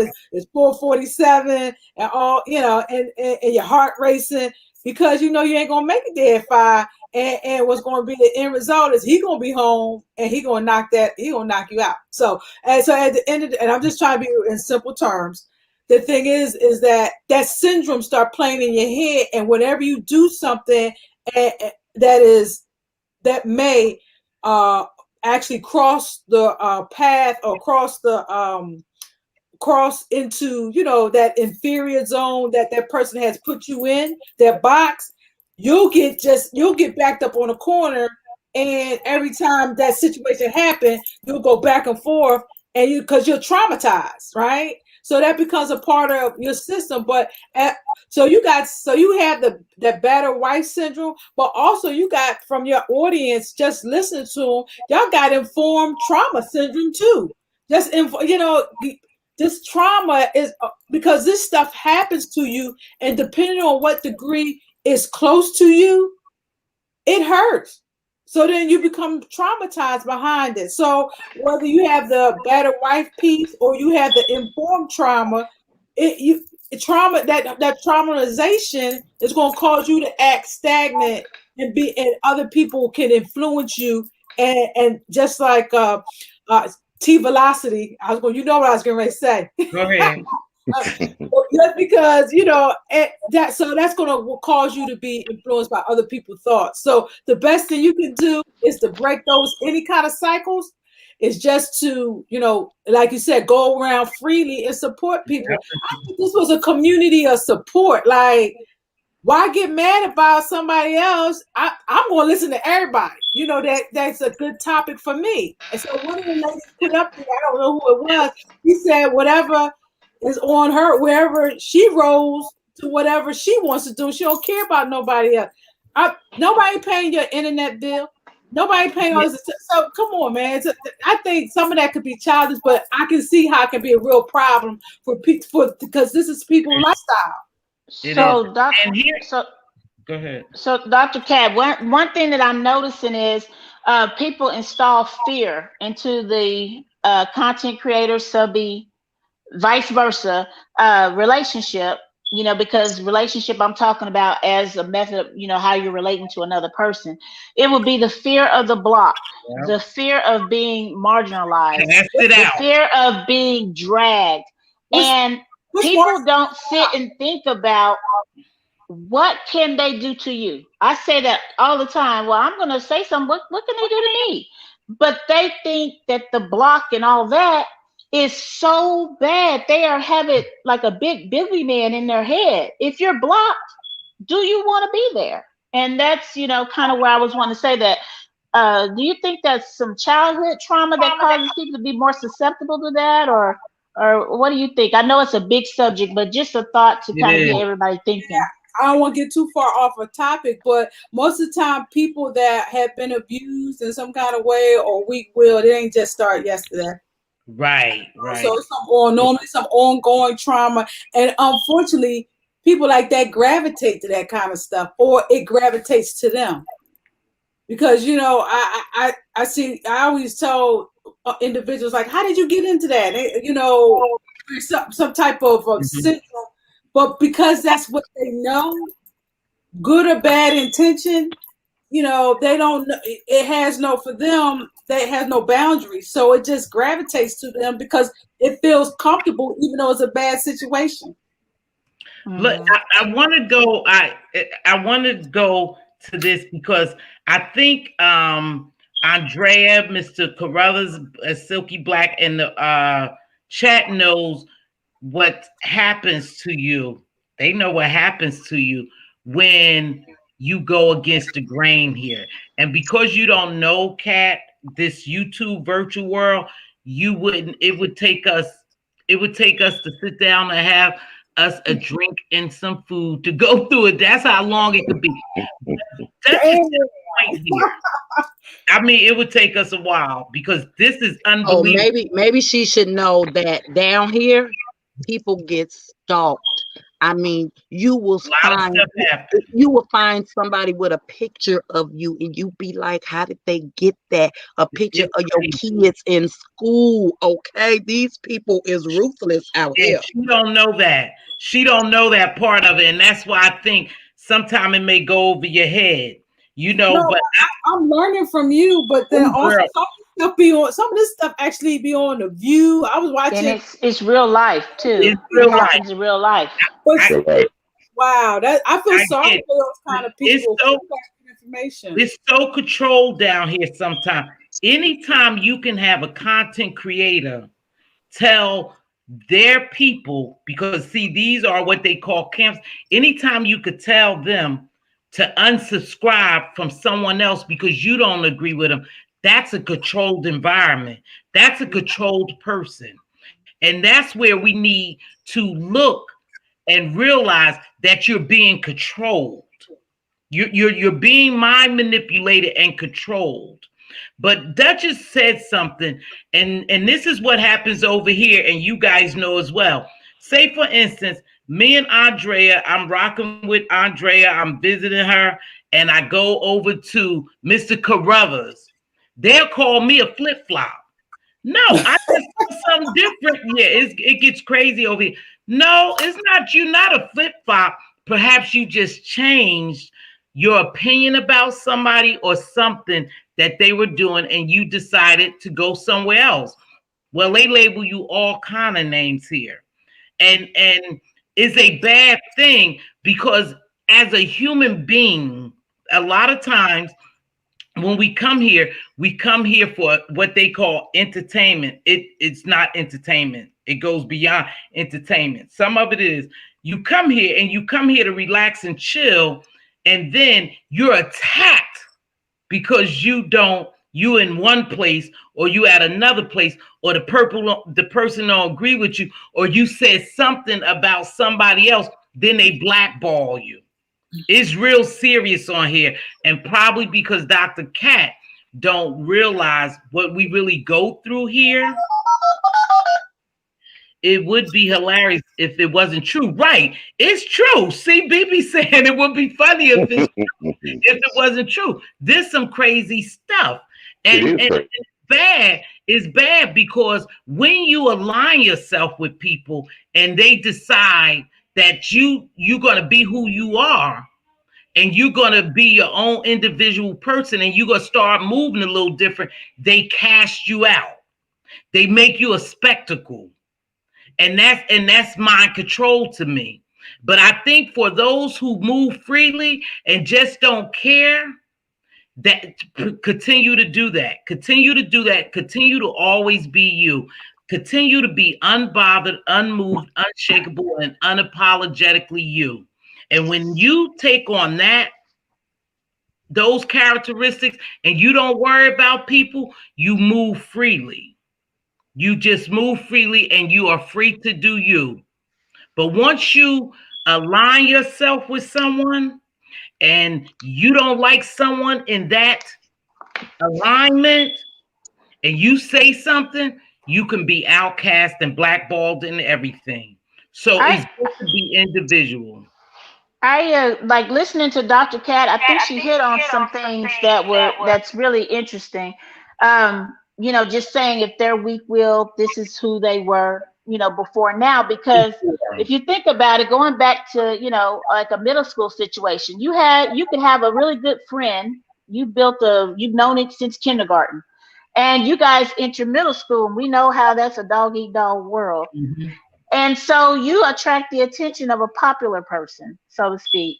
Mm-hmm. But that popular person doesn't like your childhood friend. Mm-hmm. Well, the thing is, that's where betrayal can come in, because you have to, if it's about you, like, hey, you're messing up my status or my ability to be greater, I guess. Yeah. So I'm gonna push you to the side because I see better. And then that if you don't go through these processes in like middle school years, you're going to extend to high school, and you're going to bring that in your adult life. You won't see the value in that friend. It's not about who they've been to you. It's more about what they can do for you. And I think a lot of times I'll look at the behaviors. I see quite a bit of a lack of emotional adulthood. We're adults, but emotionally we're still children. Do you see that also in the world, Dr. Cat, Silky, Mr. William? Mr. William, go ahead. What I see in the world, I'm 70 years old, and I do have a friend that we were together for these 70 years, from kindergarten all the way through high school, through our military lives, our marriages and stuff. We've always been in touch with each other. even though he lives in a different state than I do. We were raised together as children. We value each other. We were what I call friends. Now, the younger generations, haven't had that value of friendship, what we really call friendship with people. Because the way I look at it, you have to, I don't know, be popular now. You have to be the one that everybody looks up to and admires. Your true friend doesn't admire you, but you respect each other. And that's what I'm looking at. Because now I have a channel, and I like to play my music on it. That first night I went on and played music, I had a wonderful showing, and I thanked everybody for it.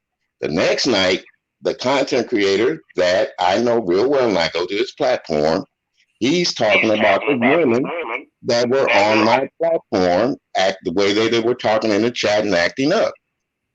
Now, to me, he sounded like he was trying to sabotage the things that I was doing by shaming the people that came in to see the music and hear the music that I was playing. So that's not a friend. That's somebody just wants to use me as a stepping stone to further himself, instead of, he'll encourage me, but it's the little, how do they call that, Miss Triangulation, the shaming, the shaming of the game. Yeah. They try to you, or the humiliation. Yeah, shadiness. They want to be shady. Oh, shade, throwing shade. Mm-hmm. Yeah. Well, you know what? I think too, a lot of this could be, you guys, Silky, and you let me know. I think it's because people aren't confident in who they are and what they're working with, and they're not confident in their platform, so they buckle. They buckle and they join sides because they're not confident in who they are and what they have to offer on their platform. That's what I think. What you think, Silky? I look at them as totally weak individuals that feel like they don't have enough self-esteem or creativity on their own to build their own self. But my opinion, from them seeing all of this, everybody should be on their own, because it seems like when you join somebody, you fall out, and then you can't be friends with this one, and if you remain friends with this one, although we was all cool, you against me, and I'm looking at you sideways because you over there. This is crazy. It's just all this stuff. I ain't even do all this stuff in junior high school. Even high school, I ain't never seen none of this stuff before. I've never seen. Duchess made a good point too. Now, they are quick to just label you. So you come over here all the time and support me, and we just filling Dr. Cadden with some of this. You know I'm gonna be in trouble for being over here. Yeah. They gonna say, oh, G.Teavalocity Gym. She Gym Nation. They gonna give me a whole nation or a group over here because this lady that came over here. There might be some videos made about me tomorrow, y'all. But you know what, Silky? Don't ever, and you guys, I don't know where we want to go with this, and I'll get ready to wrap it up. But don't ever let somebody mind control you like that. We have to get out of that. We are grown people. And did you see me click the link? Because I stopped caring about what people thought a long time ago. Yeah. Silky, you guys just think about this, Mr. Carruthers, Andrea, Silky, and everybody in the chat. Just think about this. If you control me like that, and I allow you to control me, and I don't even realize it, I'll never grow. I'll never see anything different. If you lock me in this room, right, and you come and feed me all the time in this room, I wouldn't even know what big world out there awaited me. I won't grow. And you allow somebody to control you, and it's hard to unlearn what you learned. So if you be in control, like Dr. Kat and Andre was saying, you become trauma bond if something traumatic happened to you, you know? And to me, to lock me somewhere and control me could be traumatic to me. Well, let me tell you what this whole experience, I don't know why I hear it's crazy. Hold on, baby. Go, Silky. Hold on while I let this person on. Hold on. You know you got to put this up. Is that you, kind to me? Hello? Hello? Kind to me, is that you? Hello? Okay. Kind to me. Now, one last thing before I'm going to jump down right after this because I have to go. And yeah, go ahead. It's still feedback. What I also, as a subscriber, what I had to figure out for myself is I had to learn when to pull back from all of this stuff. You know, I have like nerve damage, and it was affecting my pain. Like I couldn't even control my pain like all day. When I figured out why, it was really because of all the junk you taking in from all this crap. So I had to learn for myself what really wasn't good for me and when to pull back from all of this stuff. Well, Yeah, that's don't let. Yeah, that's deep. Impacting your health. But I was going to say one thing, and then I'm going to let you. And I'm gonna jump down now. Yeah. Thank you. Hold on. Thank you so much, Silky Black, for joining me. And no, you're not in trouble because you're an independent woman. I was just telling you the narratives that's gonna be. Don't worry. You're welcome back over here anytime. Thank you for having me. That's what you guys need to do is to start reframing your narrative, right? You won't be controlled. You won't do this and start. Absolutely. So that's what you need. So take that time and one thing after another. But one of the things I just was going to add is about what I do. I don't have to be on your platform to understand that y'all being bullied. Oh yeah. Oh, see. But the thing is about the bullying is that most bullies are victims themselves. So, and they use the bullying to fill a void. So when Bingo, Dr. Cat. Most people that are bullies, they were bullied themselves. And that's where you and Andrea, I think, was hitting it on the head about trauma bond somewhat. Am I wrong? Yeah, but see, because the thing is that it repeats itself. So what happens most of the time with bullies, victims who have been victimized go up to the next, then they start victimizing others. So, and unfortunately, when you start seeing this happen more and more and it's not addressed, they become adult bullies. I have seen, my specialization is geriatric health services. So I work with aging individuals. You would think that seniors would just be, older and going about their life. They bully too. And when you start having these conversations with them about their behavior, you start realizing that they was bullied when they were younger. They started feeling the void and start victimizing somebody else. They don't had a whole life where they done ran over their husband and kids and bullied them too. So it's a repeated behavior if it's never corrected. So when I sit and listen to all these stories, and some are horrific stories, it's just the fact that people have these voids and they use the bullying to kind of almost empower themselves or move their trajectory over so that they don't so they could be. That's how they get their confidence. And you know what, Dr. Cat? You are so right, because let me tell you something. It's almost like, just imagine this, y'all. It's almost like television. You turn on this camera and you have 1,000 people admiring you, liking you, chanting you on. Oh, you this, you that. So then your head become big. You start living in this you have this euphoric feeling so you start living in this fantasy and this delusion. And that's what happened to people over here. They're delusional. For real. And I think most of the people who lash out and act the way they do is because they're not confident in themselves. They have this huge crowd cheering them on. So that's what they cling on to. Like, I'm somebody here.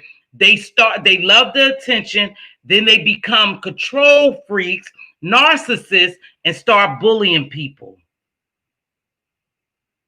I can't hear you. You muted. Of course. That's what happened. It makes them feel good because no one, they don't want to continue to feel bullied. So that's what. So they want to have something that they can feel comfortable. And so bullying gives them that actual feel good, or that that they're satisfied. They're like, oh, so that actually promotes them to bully more. And and they start bringing people into these different positions where they got to make choices. That's what bullies do. Give me your lunch money. Give me your lunch money, or get knocked out. You know what I mean? Yeah. So that's how. If you ain't over here, ride with me. Get out. Get out. Mz.Teavalocity camp. Get out. Get out. They go. Hey, the delusion over here is unbelievable. They got these people thinking, but they giving these people power. You never give someone power over you. Never. But they giving them power. You heard Silky tell us earlier that, oh, I probably be in trouble. Look how you even thinking. And I'm not talking about Silky, so don't get me wrong, don't mistake this.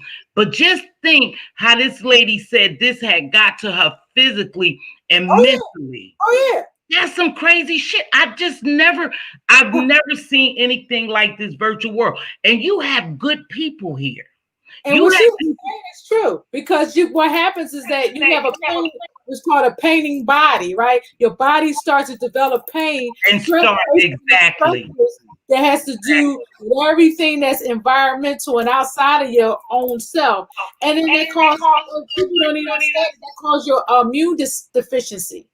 And then that's how you're like, why am I so stressed out? And now I'm always sick because you stressed out. Yeah. People don't get the linkage. But this was a good topic, but I gotta get ready to go. But I want you to know. Much love to you. Hey, I'm gonna hit you up. I love you. You are my friend, like Pay LaBelle would sing. I can't sing worth a damn. Stop it. You always my friend. Love you, my girl. Bye-bye. Kind to me, love. I was trying to get you on. I couldn't hear you. So if you want to come back on, come back up here and say what you want to say. Come back up here, sweetheart. I'll wait for you. We're in no hurry. Monty, if you want to come up here, you have suffered some situation. Whoever you guys are welcome to come up here. You are. I'll wait for you. Kind to me, I'll wait for you, love. We want everyone over here to feel comfortable. When you leave here, I want you to have a sense of, I was comfortable with Mz.Teavalocity. I was respected. I had a good time. I'll go back. That's your choice, But Andrea, what's up, love? Andrea, did everybody? I'm sorry, I'm over here typing. So listen. You guys, drop the link. Okay. Hey, Queen, it's good to see you. Yeah, I'm trying to drum up different opinions, because I think we started out with loyalty and betrayal, and we've kind of eased into something that I feel like is needed right now, because we're all kind of in transitions. Because the flip-flop, I like to talk about the flip-flop comment that you put up there, because I will always reserve the right to change my mind. You can call me a flip-flopper if you want to. It depends. It's a situational basis. If you're going in a direction that I don't want to go, I have the right to drive in the other lane. I don't have to go. Exactly. And they want to call you a flip-flopper. And you know what really get to me, you guys? We was talking about loyalty and betrayal. Kind to me, baby. You could come back up. I dropped the link for you. It all ties in, though. Huh? It all ties in. It all ties in, because some people think loyalty means that you agree with everything they do, everything they say. You're going to ride with them. I'm sorry, if you're on the way to robbing a bank, I'm not riding with you. I'm not riding with you. I can be loyal to you without riding with you. Yeah. And then betrayal, they see betrayal as any little bit of shade. Shade. There you go. Somebody mentioned it early. Oh, she shaded me. She betrayed me. So everybody unsubscribe to her or don't go over to Mz.Teavalocity. But they will, let me tell you something. These people control so many people, and they so slick. They will blackball you, or call themselves blackballing you, because you don't cozy up to them all the time and you're not down with all the other bullshit, they will blackball you and they'll do it in a slick way. I got them. That's one thing about me. I thank God that I am street smart and book smart. I do. I thank God that I'm both. See, I see how these people move here. And you feel bad because you really like some people. And I feel bad when we say we always have to be leery of this person and that person, because I do believe that we are all connected by this internet and coming here in this place, and that we could develop a YouTube ship. But I'm not going to be led blindly. I'm not going to be controlled, and I'm not going to be led blindly. I appreciate the laughing and the entertainment, but when it crosses the line, I bow out, and that's me. So I think it all did tie in because for some reason, when you guys was talking, you and Dr. Cat was talking about trauma bond and bullying and all that, that's why these people react the way they do. Because some of them have deep-rooted issues that we don't know about. We'll never know about. But true. And we're dealing with people that are very different. And I like to try, I don't do it all the time, but the majority of the time, I try to keep my eye on the behavior as opposed to the person, because I don't know the backstory. You know, when sometimes I hear like I don't believe most anything anybody says until I can see it or hear it for myself. So when I hear something like someone has, I don't say their husband left them, I'll just say that. Well, my question is, how do you know? And when we have to like treat people like we want to be treated, and you don't have to co-sign the person who's saying something that could be harmful for another person to be their friend. You can go your own way. Not that you're going to sit here and talk bad like while they're on live and say, oh, you did that, you know, you're not going to attack them, but you are not going to co-sign the harm of another person. And so when we're making decisions on who we support, we need to keep it as support, because I've seen where people have broken ties with each other, and the person who probably wasn't the one who was doing all the crap, they have to wear that scarlet letter as well. And that's when you have to sit and say, this is where I end. This is where, you can keep going. You don't have to be controlled. You do not have to demonstrate loyalty by blind devotion. You do not have to demonstrate loyalty by not looking at things for yourself. I think we get that mixed up, because if I'm going to be your friend, I don't want to see you harm yourself even. I will give you my perspective on something, but if you don't listen, that is on you. But I want to know in my head that I had a conversation with you and said, hey, that didn't look good, or maybe I wouldn't have said it like that, and give you the respect of disagreeing with me because you have your own mind. Monty, that's you? Sorry, Dre. No, you're fine. That's you, Monty? Yeah, it's me. Okay. Go ahead. Hey, Monty. You're fine. Go ahead, Dre. Hey. Sorry, baby. Finish, Dre. Go ahead. I was wrapping up. I was done with what I was saying at the time. Go ahead, Miss Monty. Well, mixologist Monty Moto. Yes. I know y'all tired of the name changes, but this the last one. I had to change it for man. Everybody kept saying. And to be honest with you, I just totally want to separate from Miss Monty to you. It was a journey, I'm always going to be Monty. And I will always have Monty with me because that's who I am. But the Miss Monty to you, I had to totally separate from that name. I have to disassociate. So sometimes you need a new start, right? Oh, definitely. Okay. And I heard third time's the charm. Yeah, that's what they say. What I wanted to add is I think the dynamic for me, what the difference is from just real friends, and I don't want to really say that term because I feel like you can meet quote unquote real friends on YouTube. I've I believe said it. that and I will stand on that I because I do too. truly believe that.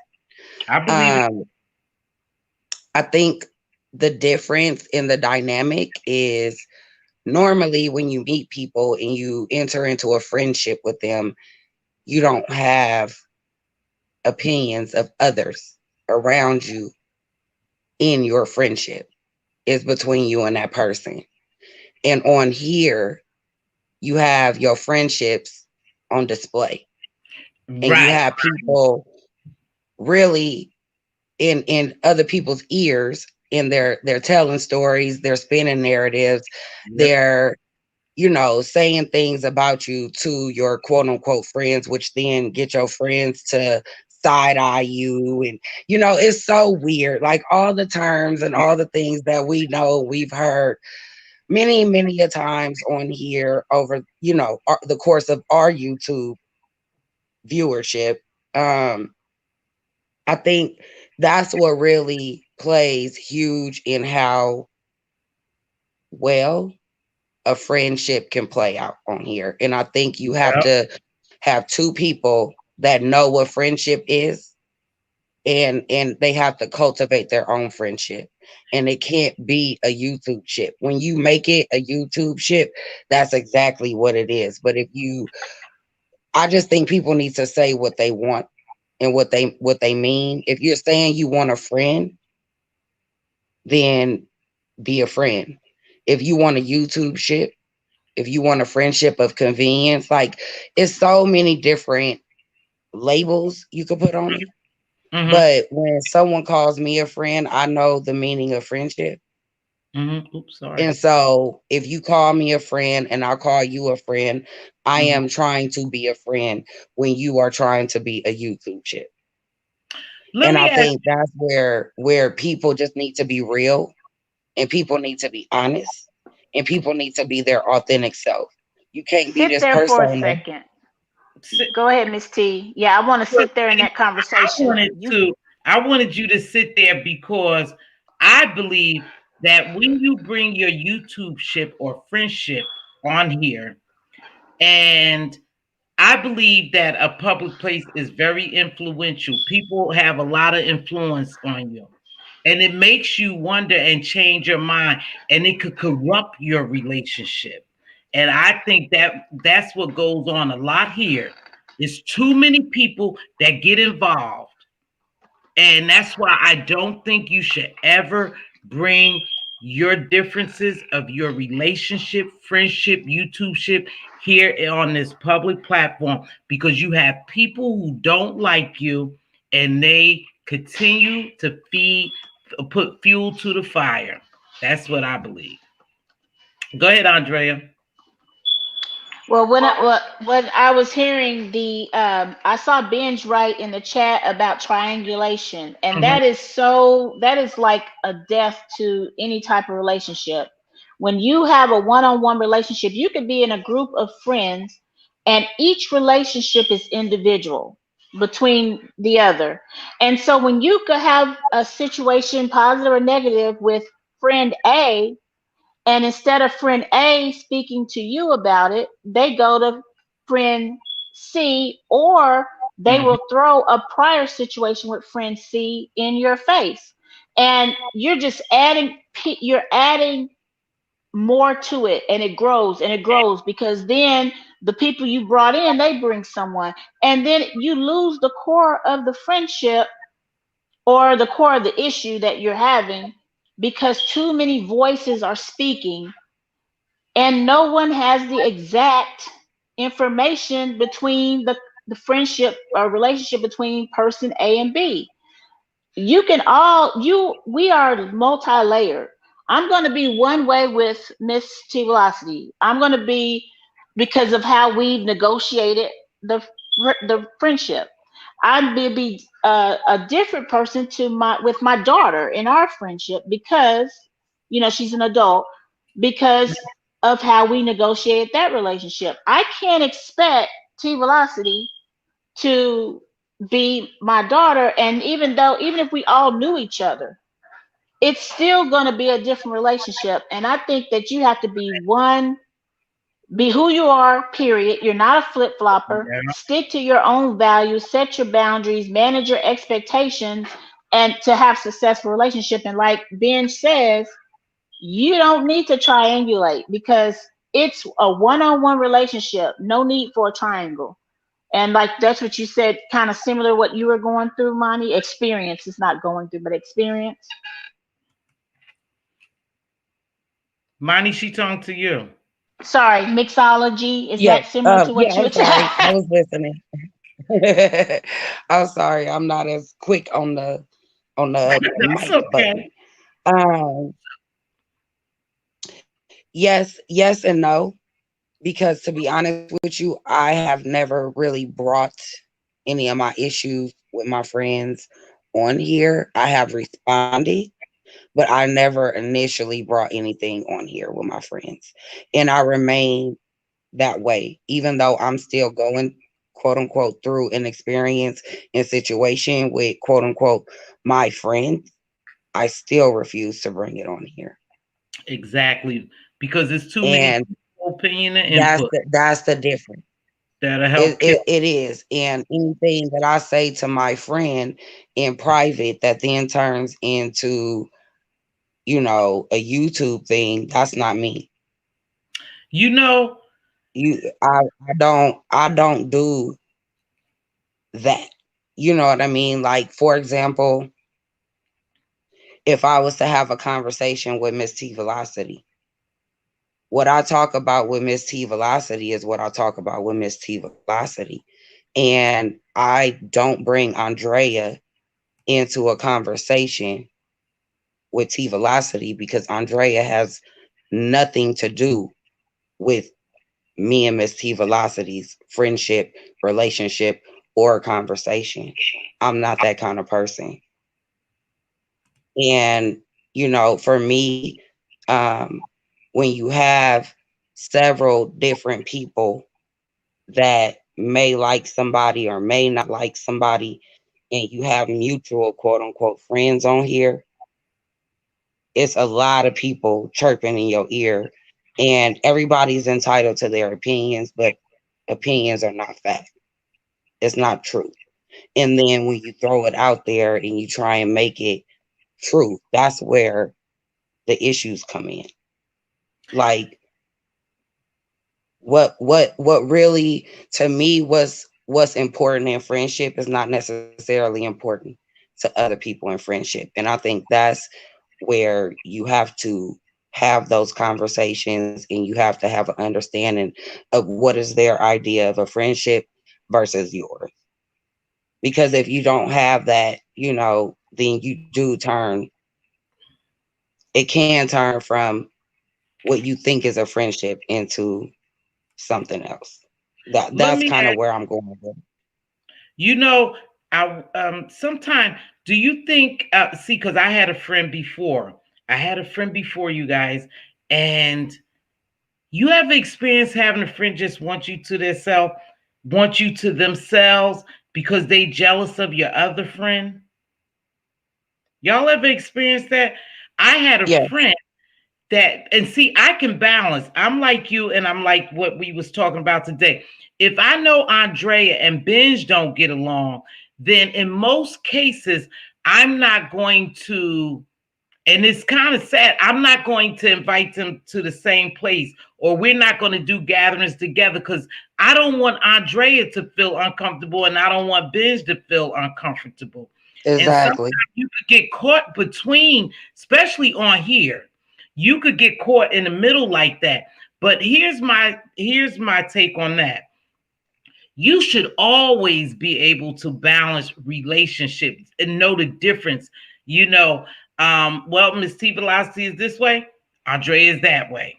So I know they don't see eye to eye. So it's okay if I hang with T-Velocity today and then hang with Andrea the next day. It's some way we have to learn, I guess, or you learn to balance that. Because I had a friend we were cool together, but as soon as we go out and go around other people, there was like a friction, a problem, and I didn't understand it. But after it kept happening over and over and over, I understood that she couldn't balance friendships, and she was jealous when I became friends with other people. She just wanted me to herself.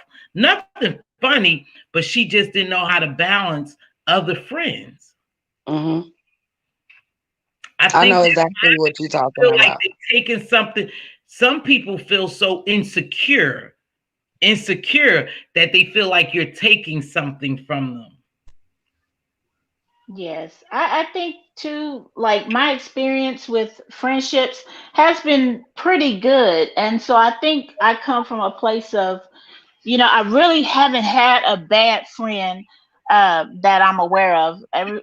But I don't make a lot of friends. Mm-hmm. But I have two friends that I just adore. They're 20 plus years. I mean, we've known each other forever, and they don't like each other. They do not. But I remember when it was time for my wedding, I had a conversation. I made the expectation. You guys, I know the situation. Can you make sure it doesn't show up in any of these things we're doing? And because I have not gone to person A and told her anything about person B, I think that allowed me to be friends with them. Sometimes it'll be a case of, say I got mad at friend B and I go to friend A and say, yeah, I'm going to say Lucy did this, and oh, that just made me mad. Well, you know what? I'm going to get over it because I have an individual relationship with Lucy, and then give me another name. And Karen over here doesn't like Lucy, so all she's going to do is deposit negativity. Right. I mean, they're not really like that, but they could be into my spirit. And then my relationship with Lucy is so impacted. And I think we have to really look at how we negotiate. And I'm not trying to make it a business relationship, but how you negotiate terms of the relationship. Like I remember in the beginning, Mz.Teavalocity has said, after one of our, I call them debates, she had said, I don't think I could be your friend in real life or something like that. Yeah. And we took a minute to kind of negotiate that because I'm very stubborn and opinionated, and whether she admits it or not, so is she. And so we had to kind of think of it like, when one of us say, okay, I don't agree, or you don't want to take it further, the other one has to respect the person enough to say, okay, right, I get it. Because it's funny, we will sit and have just a conversation, and then we're actually kind of saying the same doggone thing. Yeah. But and so I at that point, when and she was being honest, and I really appreciate it. It didn't even hurt my feelings because I was like, you know what? She's letting me know a boundary, and she trusts me to maintain, stay. It's her job to maintain it, but it's my job to respect that boundary.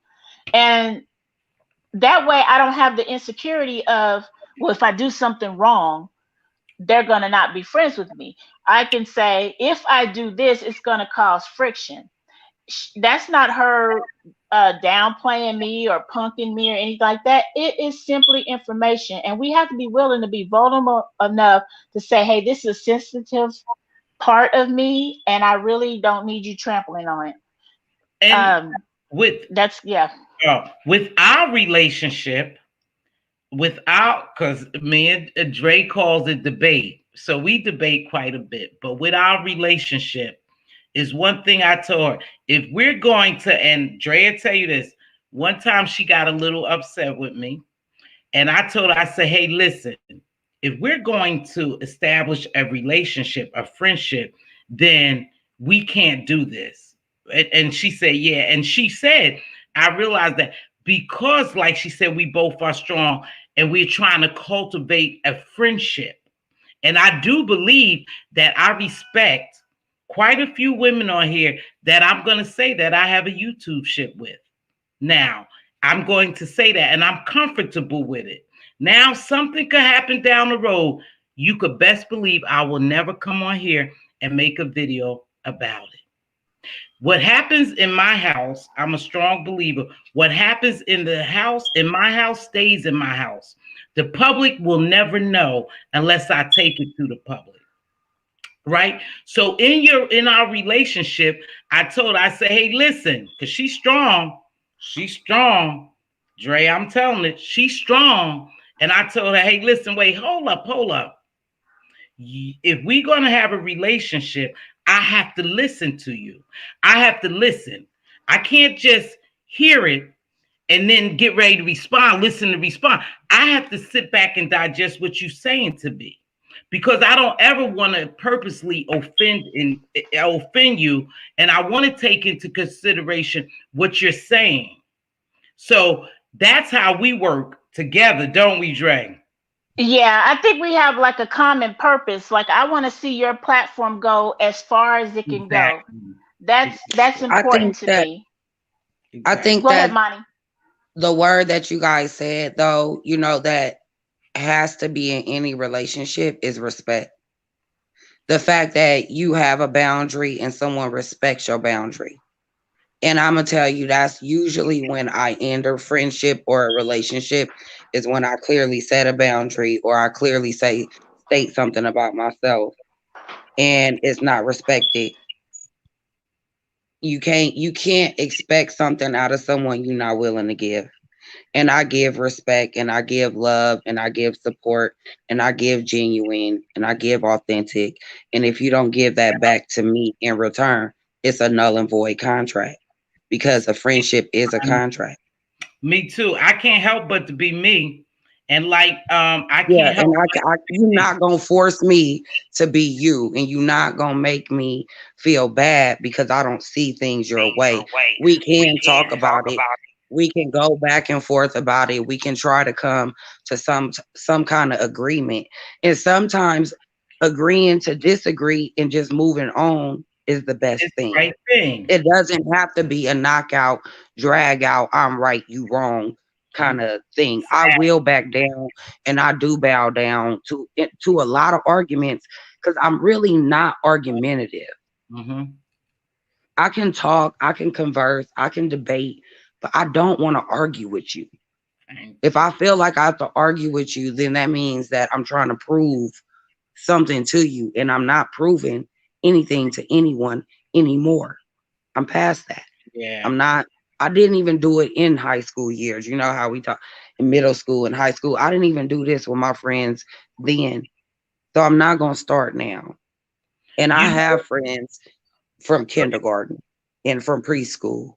And I have friends from adulthood. I know how to meet people. I know how to be a friend. And I'm not going to change what's worked for me for someone else. Maybe we just have to agree to disagree or move on.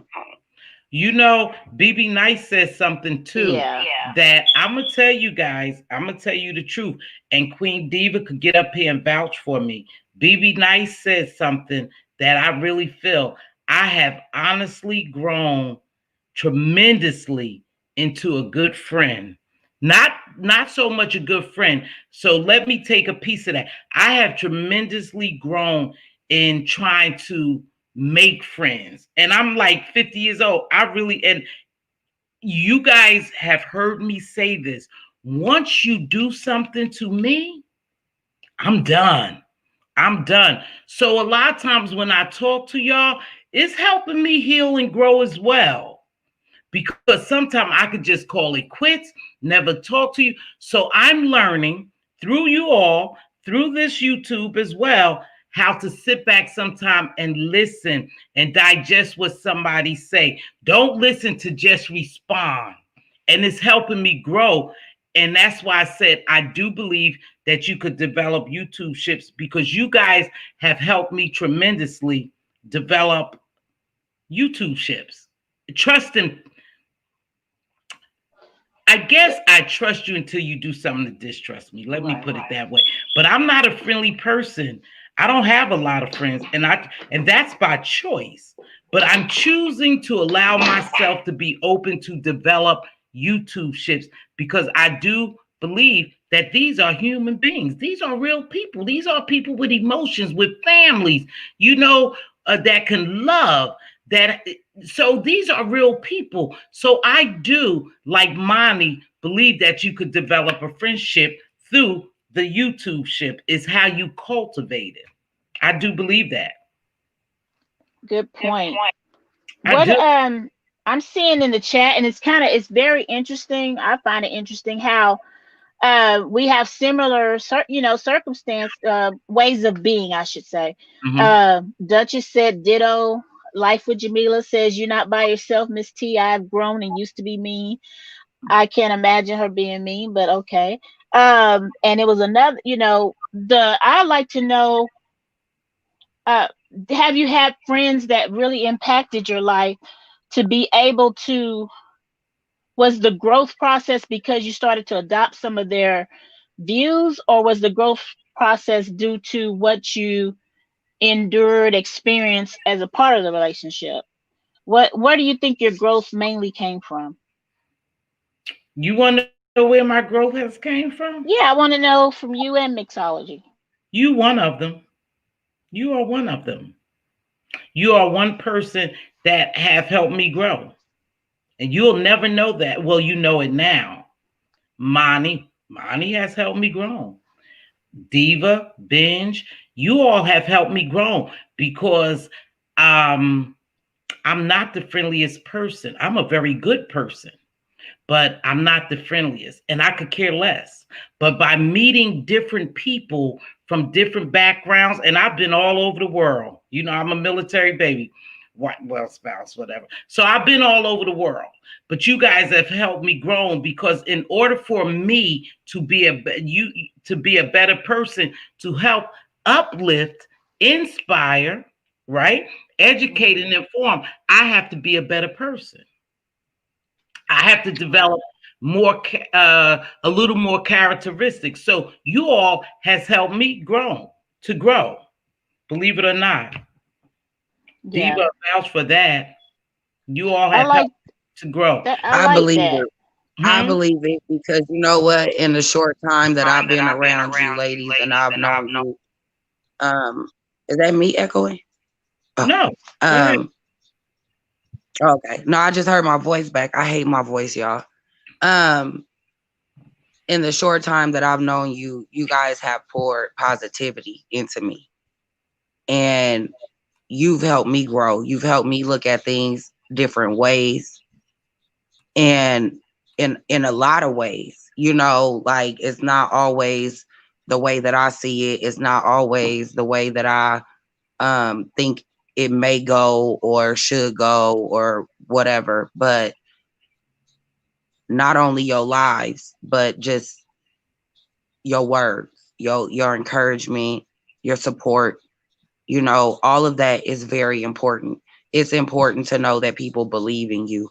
It's important to know that people trust you. It's important to know that people actually like you for who you are. And I think that's important, That you're and it's really valuable. important in friendship.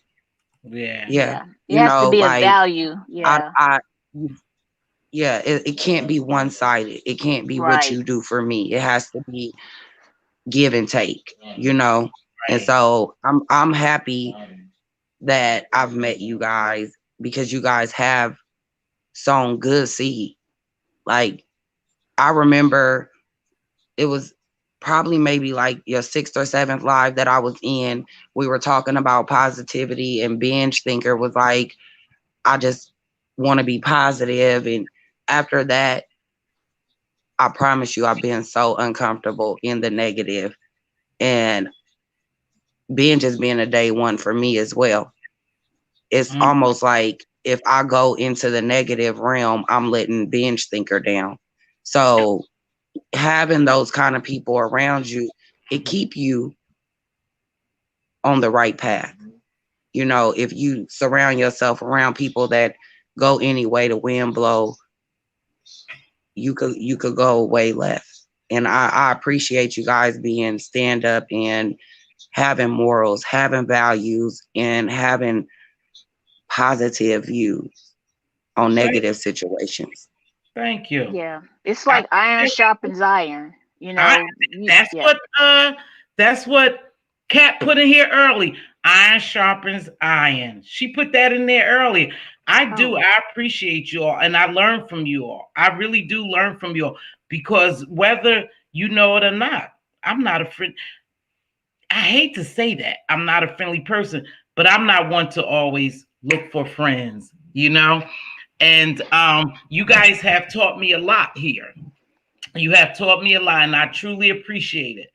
Ladies, I appreciate you so much. And I am, in spite of what people say, I'm going blurry. I don't know what my camera doing. In spite It of what, looks all right. aren't I blurry? No, you look okay. Oh, hold on, y'all. I look real blurry to me. Oh, oh no. Hold on. Am I blurry? You look fine to me, but okay. I look blurry. Okay, so in spite, my growth come from. Okay, let me read this. Iron sharpens iron. Wow, Manny. But let's look at my growth came from hurting people and being hurt. None of that was good feelings, so I had to change in order to receive change. Exactly, BB Nice. Wow. Exactly. And I think I have been hurt a little blurry. See, Well, now it looks a little blurry now that you've convinced me. I don't know why that would be. Oh, I don't know, but I'm real Look, blurry. even the Duchess says that she changed, and I saw that she didn't speak to anybody. I used to call her rude, Oh yeah, you know, in chats, and now she's on panels dropping gems and hold on, pointing out hypocrisy. y'all. Go ahead.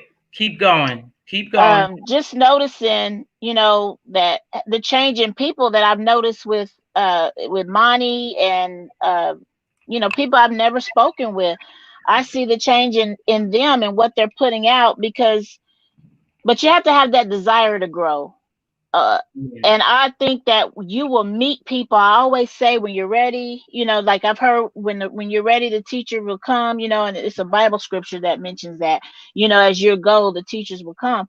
And sometimes when you're ready to go to another growth level, you will meet those people that have something different. Like I like, and I've grown from you, Miss T, because you know I'm always talking about, oh, you gotta just forget, oh, you know, you know, just forget it, move on. And sometimes I use that as a coping mechanism to. I just won't listen. You know, like if it was something that was said about me, I don't want to listen. I don't want to talk about it. I'm done.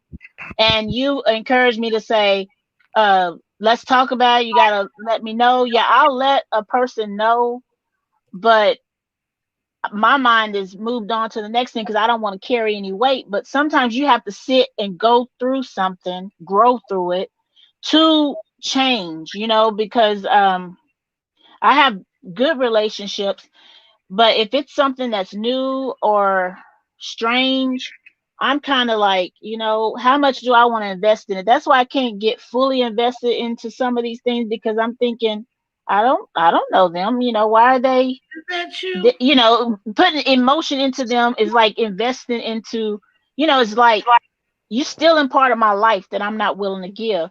And that is something that we have to kind of look at ourselves. Like I like what Benj put, you know, we have to look in the mirror. You can have therapy, but also look in the mirror and instead consider your ways, consider the things that you're doing because no one does anything alone. We can sit and say, oh, one content creator is bad, bad, bad, one is good, good, good, one person or whatever, but no one does it all alone. You have to see where you participated and where can you change and what do you need to learn from it.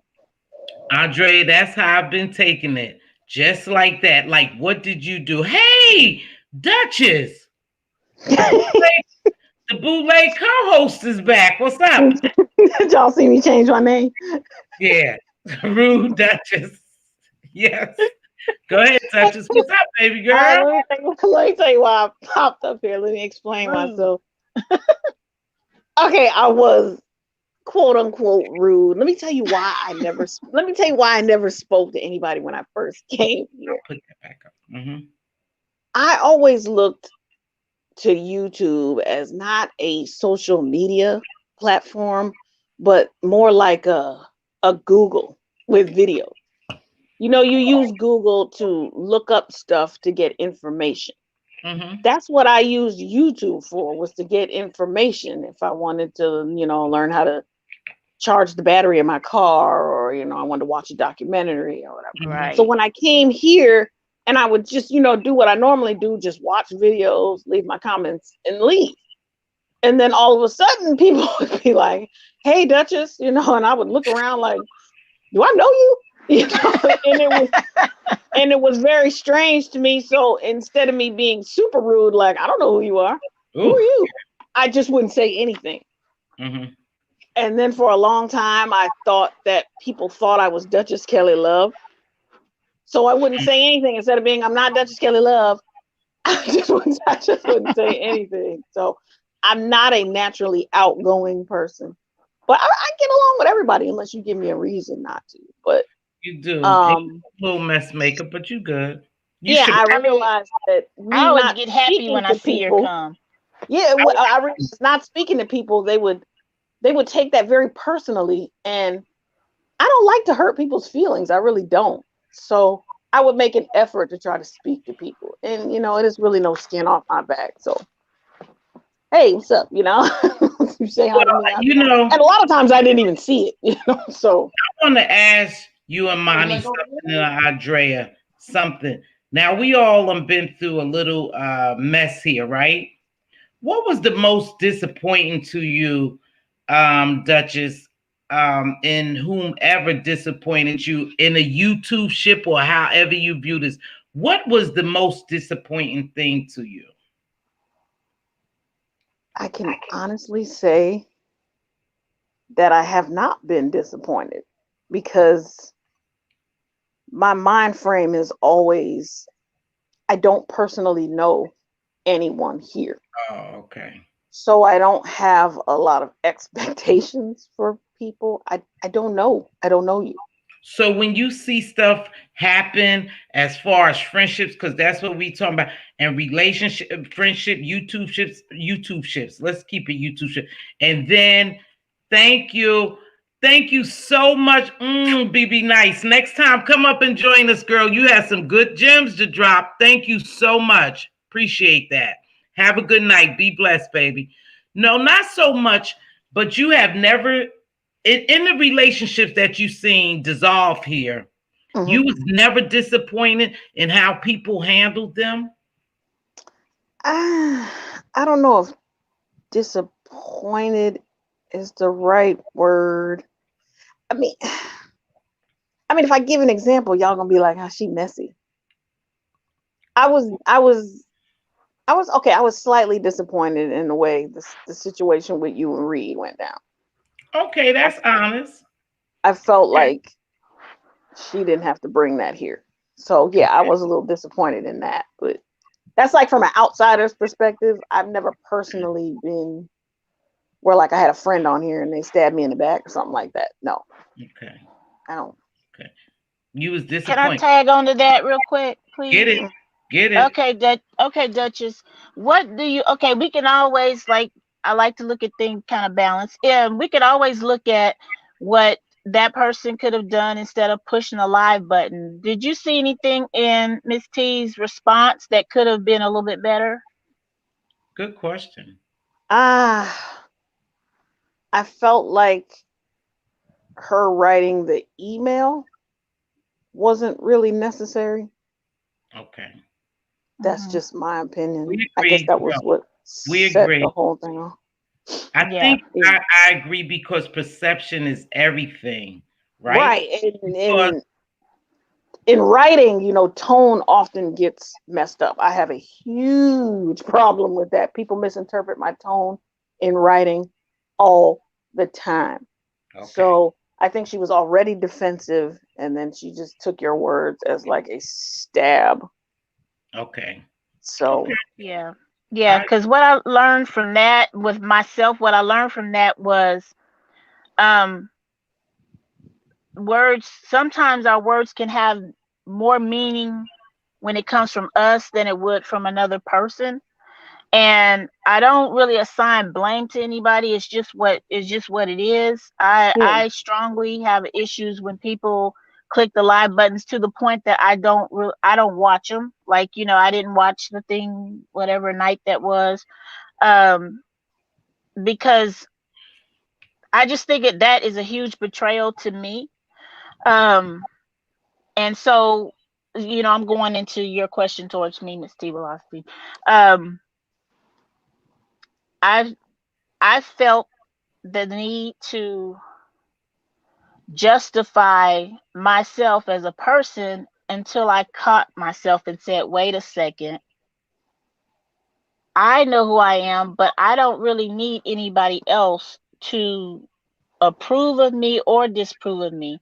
This is their opinion, and I don't have to watch or listen or anything like that. And I can't think of them as all bad, because the part that I played in is that I could have thought a little bit more about my decision to um, bring and convince Mz.Teavalocity, because we had a 2 or 3 day, going back and forth, because I was just focused on domestic violence. I said, we have got to do this. And but I did not think sensitively, about how that may impact someone. Even if they weren't on here, they have friendships and they would have saw it. And I really I don't know if I would have changed the decision, but I probably would have used more, come from a place of respect. And I tend to do that in other areas of my life. So that really opened up my sight to where I do this. My mind, I'm stubborn and I'm bullhead. And then when I see something, it's like, that's all I see. I don't mean to hurt people. I rarely have heard that I hurt people, but I have. But I had to think, okay, what's more important? You doing this at the cost of a relationship. And so I feel like it wasn't a negative experience. It was just an experience that I learned from. So um, I'll take this with me forever. Really, really think and look at, is what you're doing going to build up a relationship or will it tear it down? Exactly. Yeah. Monty, you could say the last word and we gonna get ready to wrap it up, ladies. I have thoroughly enjoyed this. I like when people engage and we get different perspectives. I really do. Monty, you want to wrap it up for us, baby? I will say, aside from, what I have done, because I always like to look at my side. I don't really like to place blame on someone else. For me, that's kind of deflecting. So I would say I'm most disappointed in how I responded to my friends. But aside from that, it's been a lot of disappointment for me, because I do have expectations of people, especially my people, to conduct themselves a certain way, a different way. It's all fun and games with the roast and the gags, but certain things just knock out, dragging, that to me is very disappointing. It's very disheartening. I wish we would do better. But I would say ultimately what crushed me was people that I thought that, people that called me their friend, people that said out of their mouth that they care for me and that they love me, trolled me and put out a narrative about me that's false, which then further damaged relationships that I had on here. So I would say, if anything really disappointed me, it would be that. Because at the end of the day, regardless of how you feel about me or, my friendships falling to the wayside, I don't ever condone or throw salt on nobody. You know what I'm saying? Like, I've never been that kind of person. I'm assault you and lie on you to make myself look better or more loyal or more solid. And that was very disheartening. So I would say the lessons that I learned is to be very cautious and guarded and to literally stay in my own lane. I'm not trying to be a part of a group, a clique, a clan, or nothing. When it gets too much, I don't seek others. I go inward. And lately I've just been going on my channel. If I want to be involved in a live, I go live on my channel. And even though it's only a couple people over there, it's my people. And I'm good with that. So, I feel like everything, has its reason, its season, and some things are a lifetime. And what's for me is for me. I don't have to trash nobody or dog nobody out to get what's for me. And I'm going to continue to be that way.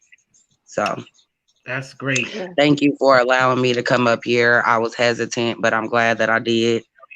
I feel better, and I appreciate you guys. Let me tell you something. You already know how I feel about you. I like that you came up here, and you always welcome, as well as Duchess and Andre. Y'all always welcome to my platform. Over here, I think we are, with certain people, we are cultivating a YouTube ship that can possibly turn into a friendship. I have been a little leery because of things that have happened to us, and it calls you into questioning everybody. And like Dr. Cass said, we just have to gradually, you guys, grow. We have to grow, and we have to, if we want to maintain a YouTube shit, we have to respect people and their boundaries and their differences. I don't want a yes man. I just don't want that. I want somebody to say, hey, T-Velocity, nah, man, you probably shouldn't have said that, but I don't want you to bring it on the platform. You can buzz me however you get to me, email me, and let me know you disapprove. I think it gets worse when we come on this public platform and display some type of dislike for what our YouTube friends have done. I think it just gets worse, and then it allows everybody to have an input that will eventually affect us, and in some cases sway us to go different. So I think this was a much needed conversation. I thoroughly enjoyed it, you guys. We've been on here 2.5 hours. I'm getting tired. Can I get one sentence? No. Go ahead, Dre. I know. I can see you say, no, get off of here. No, get off. No, go, Dre. Okay, Duchess, I take it back. You are not rude. I fully understand. And I just want to, remind whoever's listening or whatever, when you press that live button, it's about you. You made the whole thing about you. But when you pick up the phone, you make it about your friend and your friendship. And listen. And that's it. And listen, you're right. And that's how you cultivate relationships. Well, and they can go far, or we could come on here and destroy them. It's painful to see, and and this is gonna wrap it up. It's painful to see so many powerful Black women, period. Let me just not put Black women, but it's so powerful. I mean, it's so painful to see so many women, and I always say Black because I am a Black woman. I'm not omitting anyone, but I am a Black woman, and an unapologetically Black woman. It's so painful to see how we do each other in this YouTube world. Is just different. And I think because I'm a woman of a particular age and a particular stature, and I conduct myself a certain way, I can't fathom how some of these people have said they had friendships. Friendship you never had. Now, I don't know what you had or what benefits you got out of being with that person, but you didn't have a friendship when it was so easy for you to come down here and humiliate, disgrace, discredit. Just when you come down here and drag somebody that you said you cared about, you never liked them. But more importantly, you don't like yourself. No, it's not even about them. See, they think it's about them. You got to dig deeper. When I start watching some of these people and the way they act and the way they destroyed their friendship and came down here, I knew right away it's not about them, it's about you.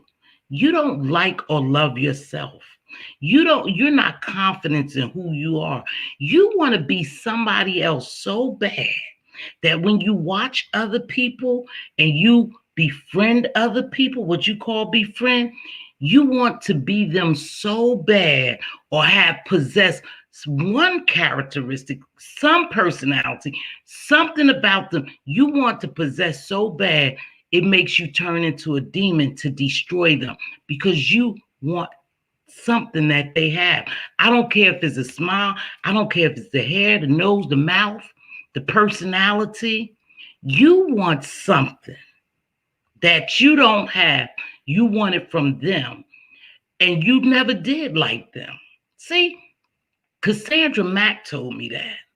When it's so easy for somebody to turn against you and come down here, or even in real life, destroy you and try to humiliate you, that's because they never liked you. They just wanted something from you, but they never really liked you. And most of the time, they don't even like themselves, because a good, pure person who loves themselves and who's happy about themselves and confidence about who they are, they will never come down here and do the stuff that some of these people do to their supposed to be friends. And that's a fact. And I'm going to wrap this. Hey, baby. Hello, that's my baby. That's my baby. Hey, miss you. I thank everyone who joined me today. I dropped my glasses, so I'll just put on some other ones. Thank you to everyone who joined me. This has been an awesome live. And remember, don't let numbers get to you. Just deliver whatever you have to deliver. If it's for you, it's for you. Believe me, if you talk and you have dialogue and you in here and you have 5 people watching, someone within them 5 people needed to hear your message. Yeah, so don't worry about the rest. You are right, okay? With that being said, I miss you so much, baby. I'ma try. With that being said, we gonna get ready to get out here. I have had a wonderful night. I have been enlightening with a lot of things. I've been enlightened with a lot of things here. And I'm not the only one that think like me. So that makes it even better. I'm not the only one. Quiet Storm, thank you so much. And everyone else who joined me. Duchess, thank you for being on the panel tonight. Hopefully, we'll get in here and you can co-host sometime. You can still be my bootleg co-host. Thank you so much. Duchess, I was in the bushes in Custom Man's chat. I stopped over there just because I saw you on the panel. I get tickled by your quick retorts. You're not rude. You're being you. I have accepted Duchess for Duchess. Yeah, I used to think that she was not rude, but I thought that she was always the devil advocate, and there's nothing being wrong with that because people challenge you and make you stay on your toes, and that's okay. Thank you, Benj. Appreciate that. Redbone, we miss you, love. We'll catch you. You'll catch us. You guys, with that being said, thank you, baby. With that being said, we gonna get ready to get out here. Okay? So here we go.